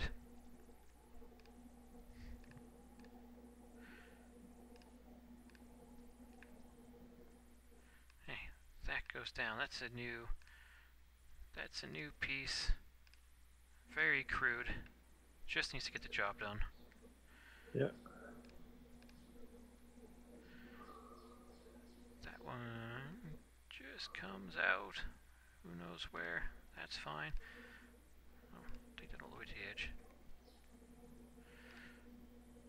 This is where I'm, because everything's muscle memory for me, it's way easier just to do things, and I forget what I'm actually doing. Yeah. I'm not even really thinking right now. It's just go, go, go.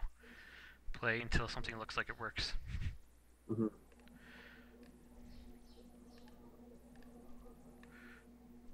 Oh, come on, give me that. Well, it gives you such a quick visual, like an actual visual, not just in your head, but Yeah. And then you'll see the holes like immediately. You'd be like, oh, clearly that's not going to work because blah blah blah. Yeah, so I mean that's like, say that's super basic. You have your, let's actually model that in. I've broken rule number 1 and I don't have my component activated while I'm doing this, so you're gonna have a lot of weird bodies around. Body's in the wrong spot. Yeah. Everything Yeah, I've I'm already... learning that. Too. That's fine. There you go. So there's your There's magic your ID ID clamp. clamp. That's exactly how ID clamps look too. I mean, it's absolutely modeled Totally. perfectly. Solid. Yeah. So I mean, that was kind of like the super crude, a basic way of doing it. Now you could add some screws. So now you have a fairly rigid setup, Mhm. but then you still have to get in there. I'm going to take over. Yeah. You still have to get in there and you have to cut. Like your tool would basically have to go like this. So we design it a little bit different with some more room, but you could slice in there. Yeah.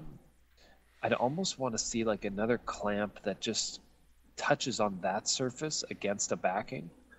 You know, keeps it still. Oh, okay, yeah, So yeah. that when you break through, you can actually, maybe you could get these radiuses, and unless you've already done them, you know, because the more like 1,000,000% finished the part is, the better. Yeah. So yeah, let's take that into account. Let us do it a different way then. Let's forget that side, like you're saying. Well, where's my thing that I didn't do? Okay, so let's go back. Let's go way, way, way back. let's come down And there. that's the beauty of Fusion, is you can just go back in time. Yeah, it's so great. You can try it, doesn't work, let's go back. Okay, so let's go back to your original thought of just tabbing off there, if we can. If we really can just have a small tab there. It'll be tough to tab off here if we're lollipopping this surface, because then this will be done. So we might have to tab like here. Yeah, I mean we can get rid of. Yeah. Yes. So yeah, like you're saying, we can just do one long tab too. There's no reason to have it broken up.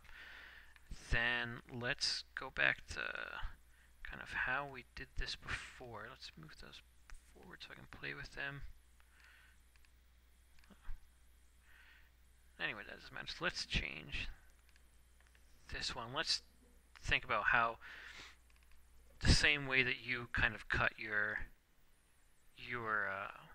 the blades, because you have, and your handles, because you have extra clamps. Yeah. So let's do the same thing. Let's just bring that out. That can come out for now. We'll do it on that side. What happened? What'd you do? Wrong sketch. Okay, back to this. So bring that up.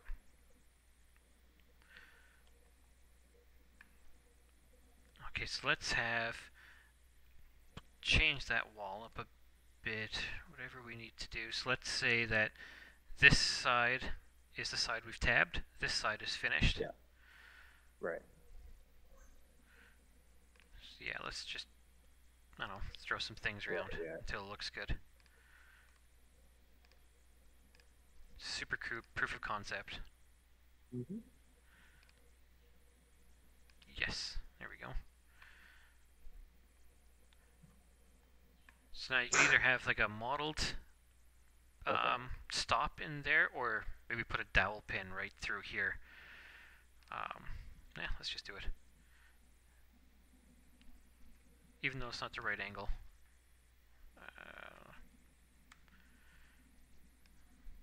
Let's just throw something there. Like a little low pin so you can touch it up against the side of it. Yeah. So now that's super accurate, highly ground dowel pin. You've got an ID clamp. You rotate your part to the pin, clamp it, and then on here, now. Yeah, you could do a little top clamp. Yeah. Finger clamp or something. Yeah, that's it. I thought you said you use press pull for everything. I've seen a lot of extrudes here. Well, I mean, after the fact. Extrude first, pull later. Don't cut that. Don't cut that. Join that. Hit OK. That's part of your pin now. Or part of your clip now, because I did it wrong.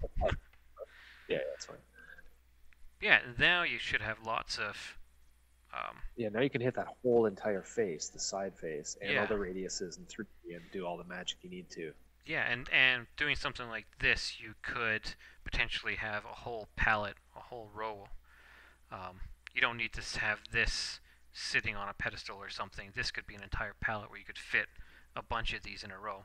So you don't have to have ID clamps always facing the Z. They could be in the X, Y. Right. Yeah. So you could potentially have this crudely done, but it could be sitting like this, and you could have a line of them, quite a line of them. Well, let's see, if I just give you a size reference. Oh, orientation changed. This is the size of my small palettes. So I don't have a ton of work here, but I could still fit probably 2 or 3 of these around the outside. Yeah, I mean, you could do like a vertical tombstone. You could do flat. I mean, just because your palette is whatever 3 inches doesn't mean you can't go past that, right? Like your a row of system's still going to be able to grab something if like an 8-inch piece if it's on top of that, right? No, these small ones are almost nested side by side in the texture. Oh, okay, yeah. That'd be the issue. Don't go too much. But no, this is This would totally work, because then with a little bit more clearance here, I could hit all of those and that and that and that. And then I'm getting rid of the tab. And then I can just go in here and hit all of these. Yeah. I mean, it's going to be a little bit complicated getting to that point, but once you have something done where you can tab it off, it would be pretty simple to throw it into something like this, rotate it up to that pin, put a clamp on it, and just go and finish a tab. Yeah, getting to this point is going to be the fun part. Yeah. This is when you're really going to have to start thinking, you know, is it actually more efficient to do it this way than on the lathe? This is definitely going to be fun. I'd say that. Yeah, exactly. Especially when you can do the 5-axis. I think set up properly, depending on what the actual cycle time on the kern is going to be, and any setup time, which setup should be really easy. I think this is a good example of breaking it up between two machines. You let the lathe do the turning, and it'll be like a 4-minute op on the lathe now, and then let the kern run at night, and schedule these to just kind of run whenever nothing else is running. Yeah, it's a big thing with having pallet machines and being able to run unattended at night. It changes the way you think, because you're not always worried about time anymore. Now, if something takes 10, 15 minutes longer, it doesn't matter because no one's there. You're not tying any machine up. It's basically, the way I like to think about it is, if I have an 8-hour day, everything that I can get done in that 8-hour day is the only thing I can get done. Anything that happens after that is like free bonus work. So if anything runs at night, to me that's free. That's free money. That's free stuff. The only thing I worry about is what I can do when I'm there during the day. So yeah, if things take like 15 minutes longer, if I'm running speeds and feeds slower at night, who cares? No one's there. Who cares? Yeah. Yeah, you're not tying up a machine because it's got nothing else to do. Exactly. The machine would sit there otherwise. So. Yeah. Yeah, that's probably a crude way of how I would go about at least setting up the second side. And kind of ties into what you're doing already with some of your other pieces. There are lots of little toe clamps and fun ways of doing them. Well, I'm still wondering if it could be done as an attachment to this. Like if your ID clamp, just bolts onto the side of the thing. And then your toe clamp here, bolts on from here. Yeah, or something crazy. And it has a backing or something. Yeah. And then it hasn't moved. So your origin, your repeatability, hasn't moved. So all your little blends and chamfers are going to be nuts. They're going to be perfect. Yeah, you just have to worry about slight bit of flex or something. But yeah, I mean, if you can work that style into the same fixture that you're doing the first op in, I mean, you have that trade-off of you don't have to have a second pellet full of second op pieces, so you're not running first and second op. Now you're only running first op until you come back and change everything. So that's kind of the only trade-off I'd see. Yeah, it would just be... But then again, you are gaining the nothing moving. The origin stays the same. You're going to be able to hit these chamfers a lot, or the radiuses a lot nicer and a lot cleaner than taking it out, putting in a secondary fixture. So yeah, depending on how much you're doing, how close you can get those, both options are going to have their pluses and minuses.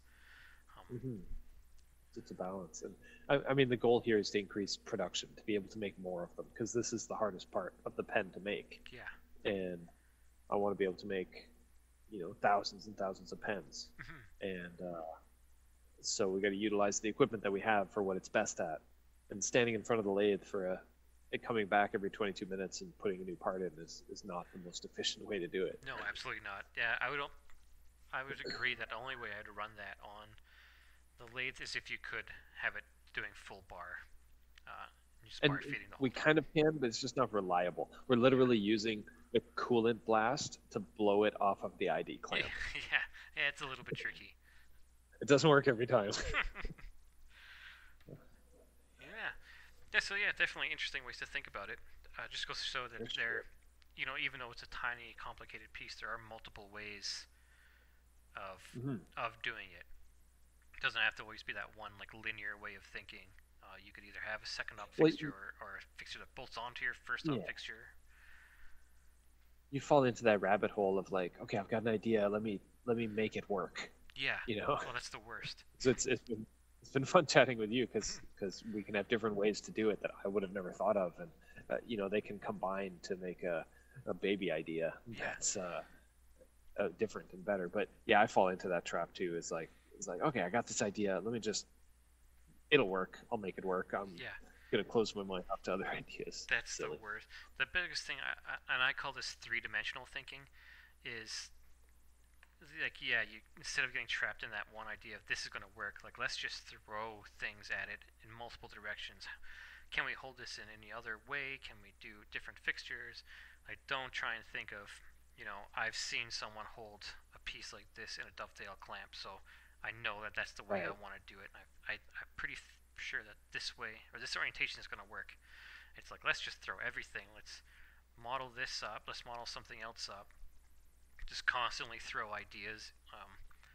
So here's a question: when I play with an idea like we just did, it gets very messy and very dirty, and like there's sketches and there's bodies and they're in the wrong place and it's not organized, and but it's good for prototyping. Like, it's good to hash out the idea.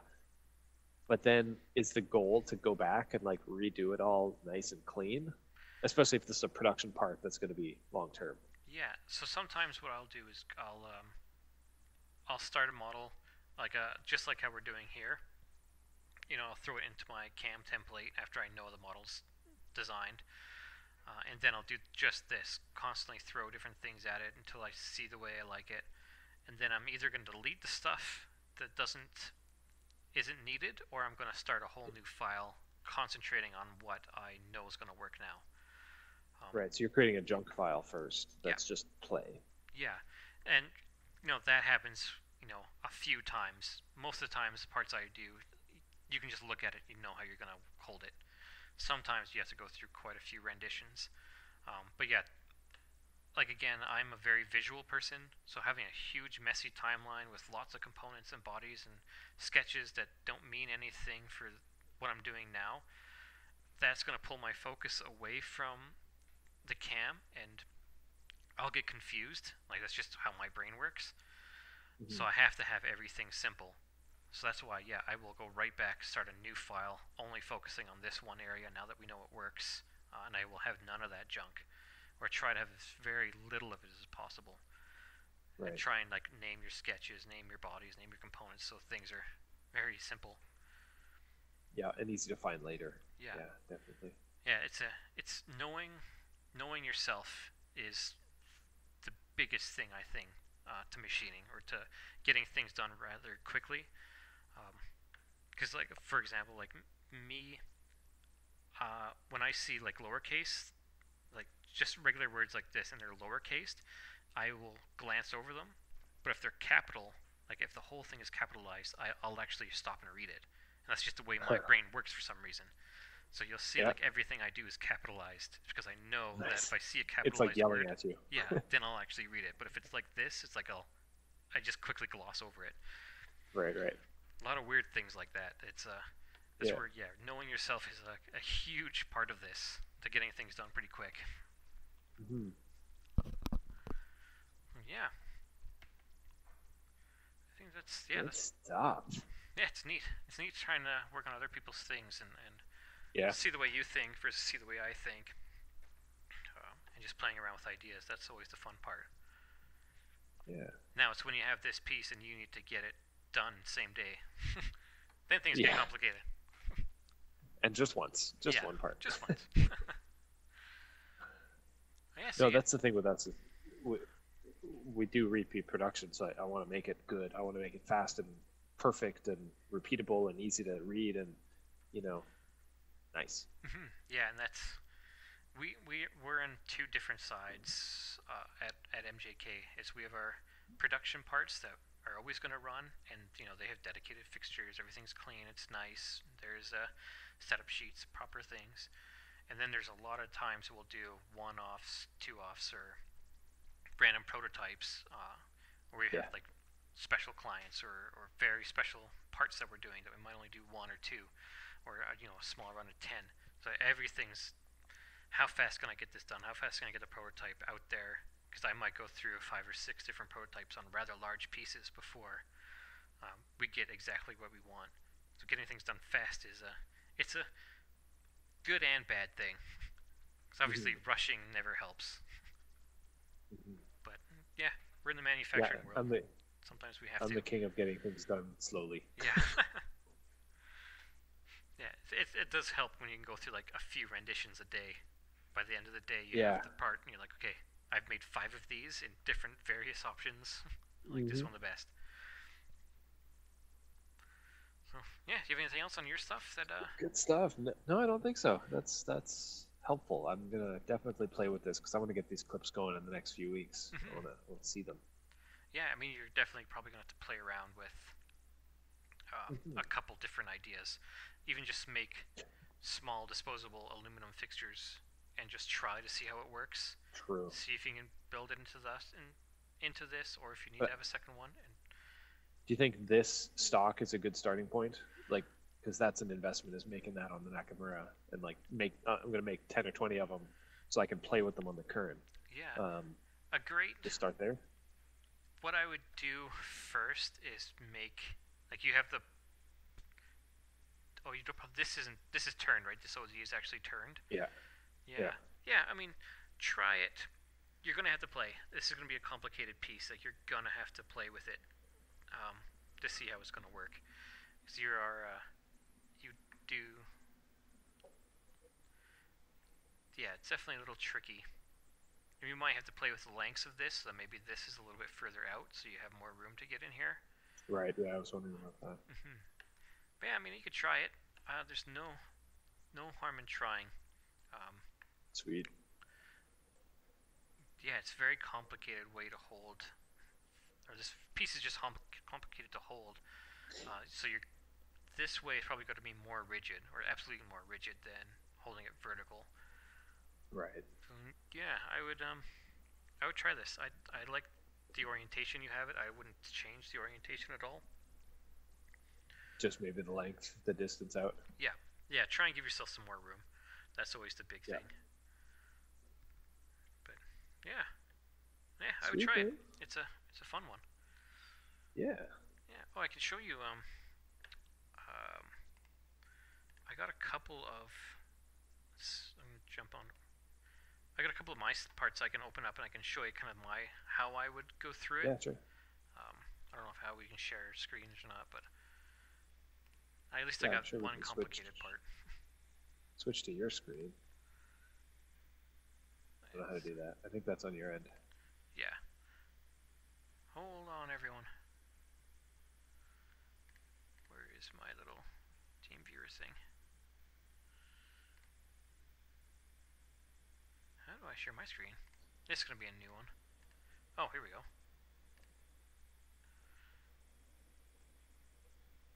Cool. Aha! Can you see mine? I do. Nice. That was fancy. Let's drop this team viewer thing away so I don't have to see it. So this is one of the absolutely more complicated pieces I've ever done. Jeez. That looks easy compared to that. Yeah. And so, yeah, now you can see middle mouse button does all my things, so now I'm not confused. And as you can see on the side, capitals everything. Everything is capitalized. Because that's just how I read. Yeah, so you see the rock lock palette down here. This is... And that's your pedestal. This is my pedestal, but it's not the only pedestal. Let's see if I have the second support. I have so many of these things. This is one of my dirty models. Stock, support, orientation, left support. Oh, is that it? Or I have the wrong one on? Oh. Let's start again. That guy. Show opponents. Show bodies. Oh my. It's been a while since I've used this one.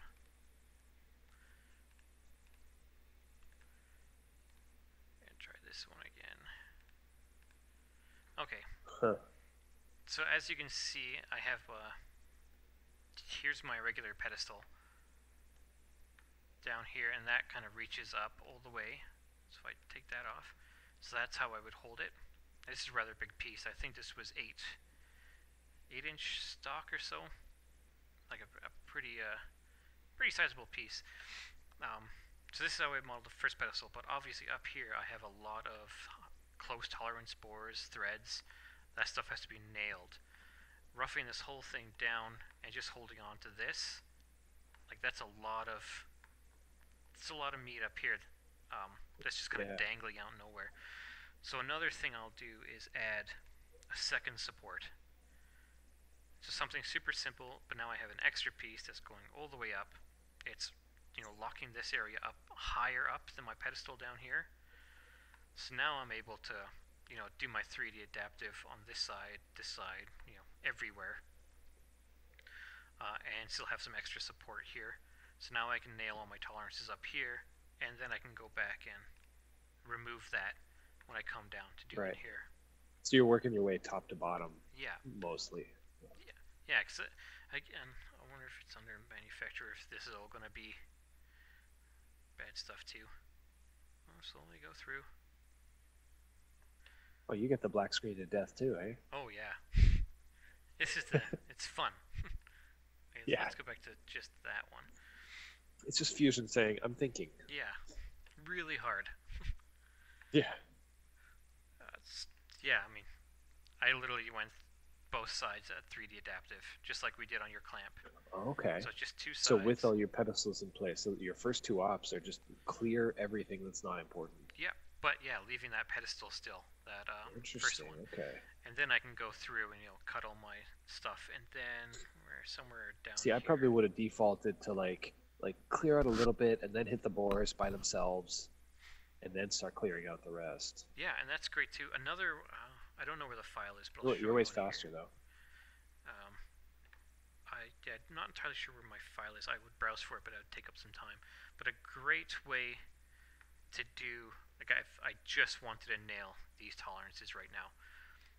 Let's do a quick little thing there. That is off.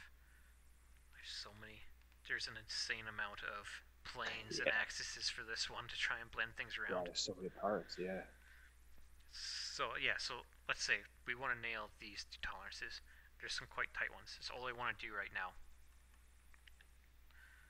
Let's give ourselves a fake little circle. I don't know, just there. That's probably fine. Let's turn that sketch on. Now if I go to surfaces and I go to patch, I'm going to go to extrude. I'm going to hit this. It's going to bring this down. My bodies are off. And let's get that out. Something like that. I see what you're doing. So now if we go back to manufacturing, and I can go top down and do a 3D adaptive top down and include this model. So now it's going to go through, let's turn our stock on. So now it's going to hit my stock and then hit this and taper off, and it's not going to touch anything under here. So now I have all this, like a huge chunk of meat down here. And I've just kind of roughed out this cone and the stuff on top. And now I can nail, those tolerances. I can do all this top features. And then... While still removing a decent chunk of material. And then your later adaptive ops, you'll use rest machining, so you're not wasting time, really. Correct, yeah. And then you can work your way... This is how I would call it, like, I don't know, Swiss milling or something. Same way that the Swiss would do, where everything's kind of... You're doing small pieces at a time. Like if you have a long part, you're not turning the whole diameter in one go, right? You're doing like a little feature here, a little feature here, and you're working your way through. This is a great way on the twitching your 5-axis to do the same thing, because you can cut this. Yeah, that's sweet. Then I'll move this, but you can, then you can make another one of these like a couple inches down. Oh, geez, yeah. Do more roughing and just work your way down the whole time. Right, I like that. That's cool. Yeah, it's a super simple trick, but now you're leaving. Everything's about support and material. So constantly leaving as much material as you can as you're slowly walking your way through the piece. You're gonna have way better finishes. going to be able to get those tricky tolerances that might be somewhere way out in the middle of nowhere, that otherwise would be unsupported. But now you can, you have a really cool way of hitting all that stuff, and pretty simply. Like, that's what takes a couple of seconds to make something like that and throw it and include it in your model. Yeah, that's a cool way to do it. Yeah. And it's also neat. Notice how you put your stock at a 45-degree angle on the fixture instead of just buying a bigger piece of stock. Yeah, exactly. I mean, I could have gotten this huge piece of stock here, or just put on a 45, have two of the rock lock studs in there, two blanks in the other sides, and now you're only holding on to two, and I can just use a regular 8x6 piece or whatever it was. Nice and simple. Love it. Yeah, so I'll show you what another one I do. This would be my setup template when I am importing, or when I'm about to cut a piece. So you'll notice down here at the bottom there is no grounds. There's nothing. Yeah. Everything is as built jointed. In here I have, this is the same way Rob, this is all taken straight from his class. So watch his, copy him, and then adapt it to what you need. But yeah, here's my one vise component underneath there. I have my op1 vise. I have my op2 vise. They're held together with a parameter, so I can just change my soft jaw offset. I can say -1 inch, and it goes going to bring my soft jaws down. So that's how I do it. Okay. Do you do a lot of soft jaw work? Yeah, lots of it. A lot of our pieces just are either too big to fit in a fixture in the machine, or just kind of a complicated place that I don't have extra bolt holes to hold onto a fixture. So I will do a lot of soft jaw work. And the rest of this is all the same as Rob's class. You have your stock, your containers, your model containers. The only thing that I do differently from, I believe, Rob and Saunders is under the manufacturing. They will have, under like an op1 where I have everything selected, they will usually have a bunch of, I think Saunders always has this, or always preaches this, is having a bunch of your generic toolpaths already in there. So you can just hit generate and it's going to, especially on lathe work, it's just going to work. Right. For me, I just can't. I have to walk myself through every step of programming, so if I do have generic ones in there, I'm going to start second-guessing myself to make sure those were right, and I'm probably going to go in and redo them anyway. So I completely left them out. I have a probe, that's the only thing I have set. Otherwise, everything is, I select everything as I need it. That's just the way my brain thinks. I have to physically do it. If it's already there, then I'm going to second guess if that's right, and I'm going to redo it anyway. So yeah, another one of those things, like, you have to know yourself when you're doing this, or have to know the way you think. But the good thing is I have all, if I go to my 3D adaptive, I have all my defaults set, because I'm usually using the same tools, cutting the same material, so I have all my defaults set, so all I'm really doing is, selecting my tool, selecting my geometry, and then just hitting go, or my heights too. Right, so it's fast enough anyway. Yeah, it's super simple, super easy. That's how my brain works. Yeah, that's a more complicated one. I could show you, if you have time, the power of dovetails. No one look at this. Yeah. Oh, that's not it. Where is my race? Let's go to the swing arm. Let's go to the cam. So that's a question. I noticed you have your cam folder. How do you structure that? So yeah, so I will do. So as you can see here, here's my projects. This is how I do it. I don't know if it's the right way or not. No, it's your way. That's fine. Yeah, I have them set up. I feel like my way changes every few months. So. Yeah, same with me. It's as I learn more, I create more. So here I will go. We're doing a race bike. I will have everything that we're doing for that bike underneath that project. So, for example, here's a swing arm we're making. I'll open that. Here I will have, my drawings, my actual model, any references, any reference geometry or reference models, any other like drawings or anything like that, even like pictures I've seen on Instagram or something like that. I'll throw them in here. So I have a whole thing of references, which is empty because I didn't use them, but it's in every folder. And then I'll have a cam folder. And this is where I will go, if I need to make something, I will open up my open up my template for whatever machine I'm using. Yeah. I will import usually, I'm in manufacture. For me, I'll derive my part in, and then I will save this as, whatever part that is underneath my cam folder. Got it. Yeah, I've started doing that now that I'm figuring out Derive and how it works and how great it is. So instead of doing all the cam in my model, my original model design, which is what I used to do, then it just gets messier and messier and messier. Yeah. I'm finding if you derive the model into the cam and then the cam file is like super simple and there's nothing to it and the only sketches in it are cam sketches and it's just clean. Yeah, that's the way I don't like messy things on here because I'll just get lost. So I have to have them kind of labeled. It's nice folders, even though there can be like a ton of folders within folders. As long as they're easy to get to, that works for me. Let's see when this loads. I'll show you if this ever loads. Almost there. Yeah. Okay. Here we go. Let's knock that off. Let's turn that. Go back to setup 1. So here, yes, and this is a swing arm we do. This piece is, can I turn the stock on? Turn it on, there's my stock.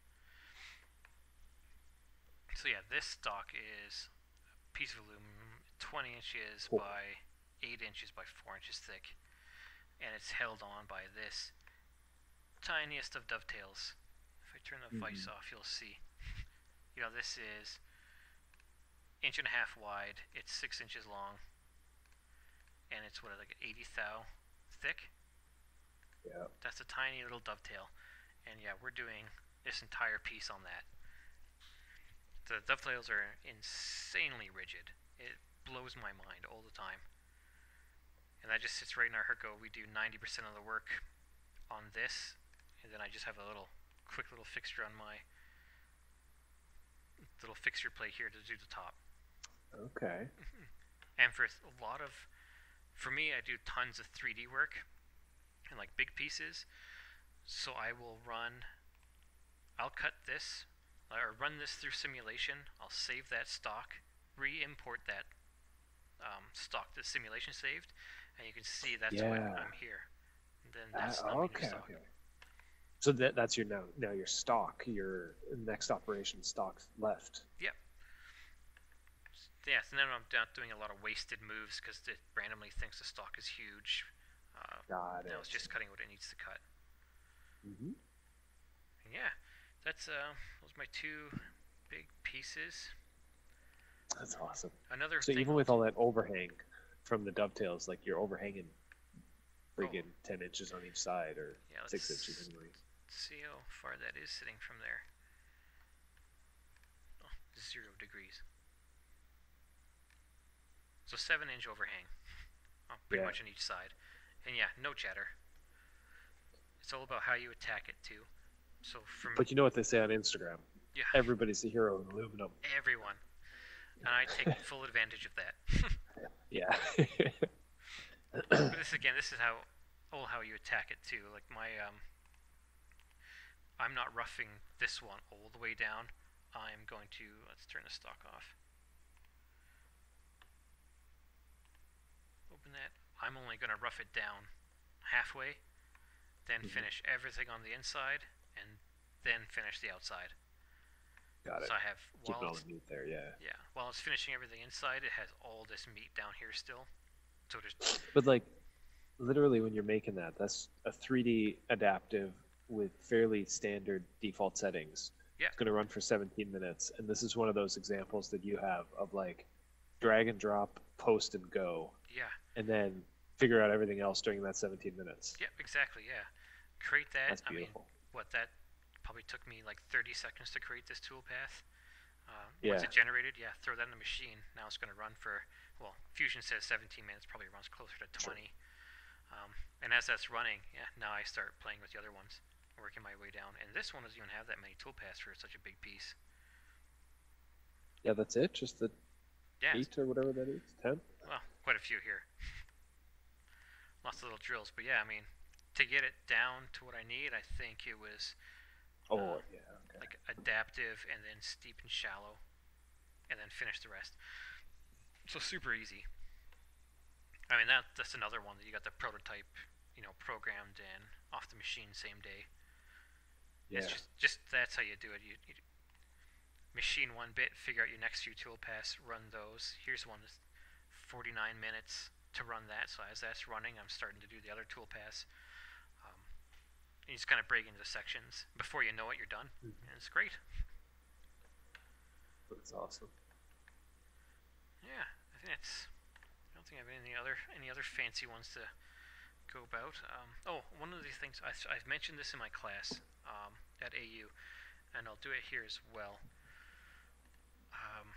Go back up here, outside here. When I find a toolpath that works, like I've just nailed the steep and shallow on this thing after 20 minutes of playing around, and I've just nailed it, I'll go up to cam examples, and I'll either... I think I might have lost your screen. Oh. Like it works. I see your screen, but nothing's moving. Anything moving now? Nope. Oh, the freeze. Okay, let's see if I can... It worked until a minute ago.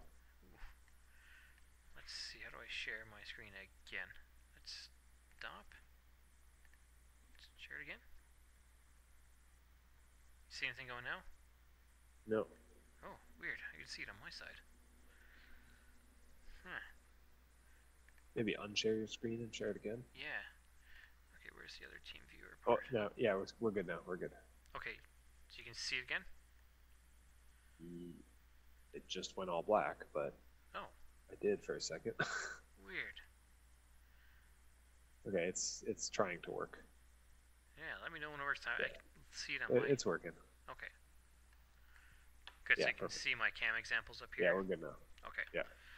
Yeah, so let's say I nailed that steep and shallow tool path. I'm like, I could store that as a template now, but then I only have the basic selections. I don't have the geometry I've selected. So I'll either save this out as a dummy kind of file, or I will just create a new one. Like, here's a steep and shallow one, if this ever loads. So here I've made a dummy kind of part, and I used the steep and shallow path that I nailed, copy pasted, selected the geometry, and now I have not only a toolpath I can copy and paste into other programs, but now I actually have the example of how I did it. And I have a model. I have my selections in here, so I know what I've actually done. And I have that quick reference. I'm not like, okay, I have this, but I don't remember what I selected. Now I actually have everything. And that works so many times. It's just good stuff to have. Mm-hmm. And I got other ones like how I've done a thin wall, how I've done different positions. This is always a silly one. I'll throw this one out there just because it's nice. This one Devin showed me. So if we have... Oh, yeah, it's the one you mention every now and then. Show it to me. Yeah. So here's our... Like, we just want to do this radius on this corner or so, right? Now that's pretty tall, pretty big. We don't really have any proper collision avoidances. So what we can do is model up or import our actual tool with the tool holder and our tool. Yeah. And I'll joint this. That's just like an kind of, position this over to where I think is going to be pretty close, and then as built this, but with a ball joint. To the radius? This can, so now this can swivel around. So if I go move components, this, now I can move this anywhere I want. And then, so let's just hit OK there.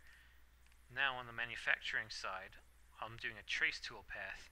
If I go over to tool orientation, I'm actually, my Z-axis is now my tool.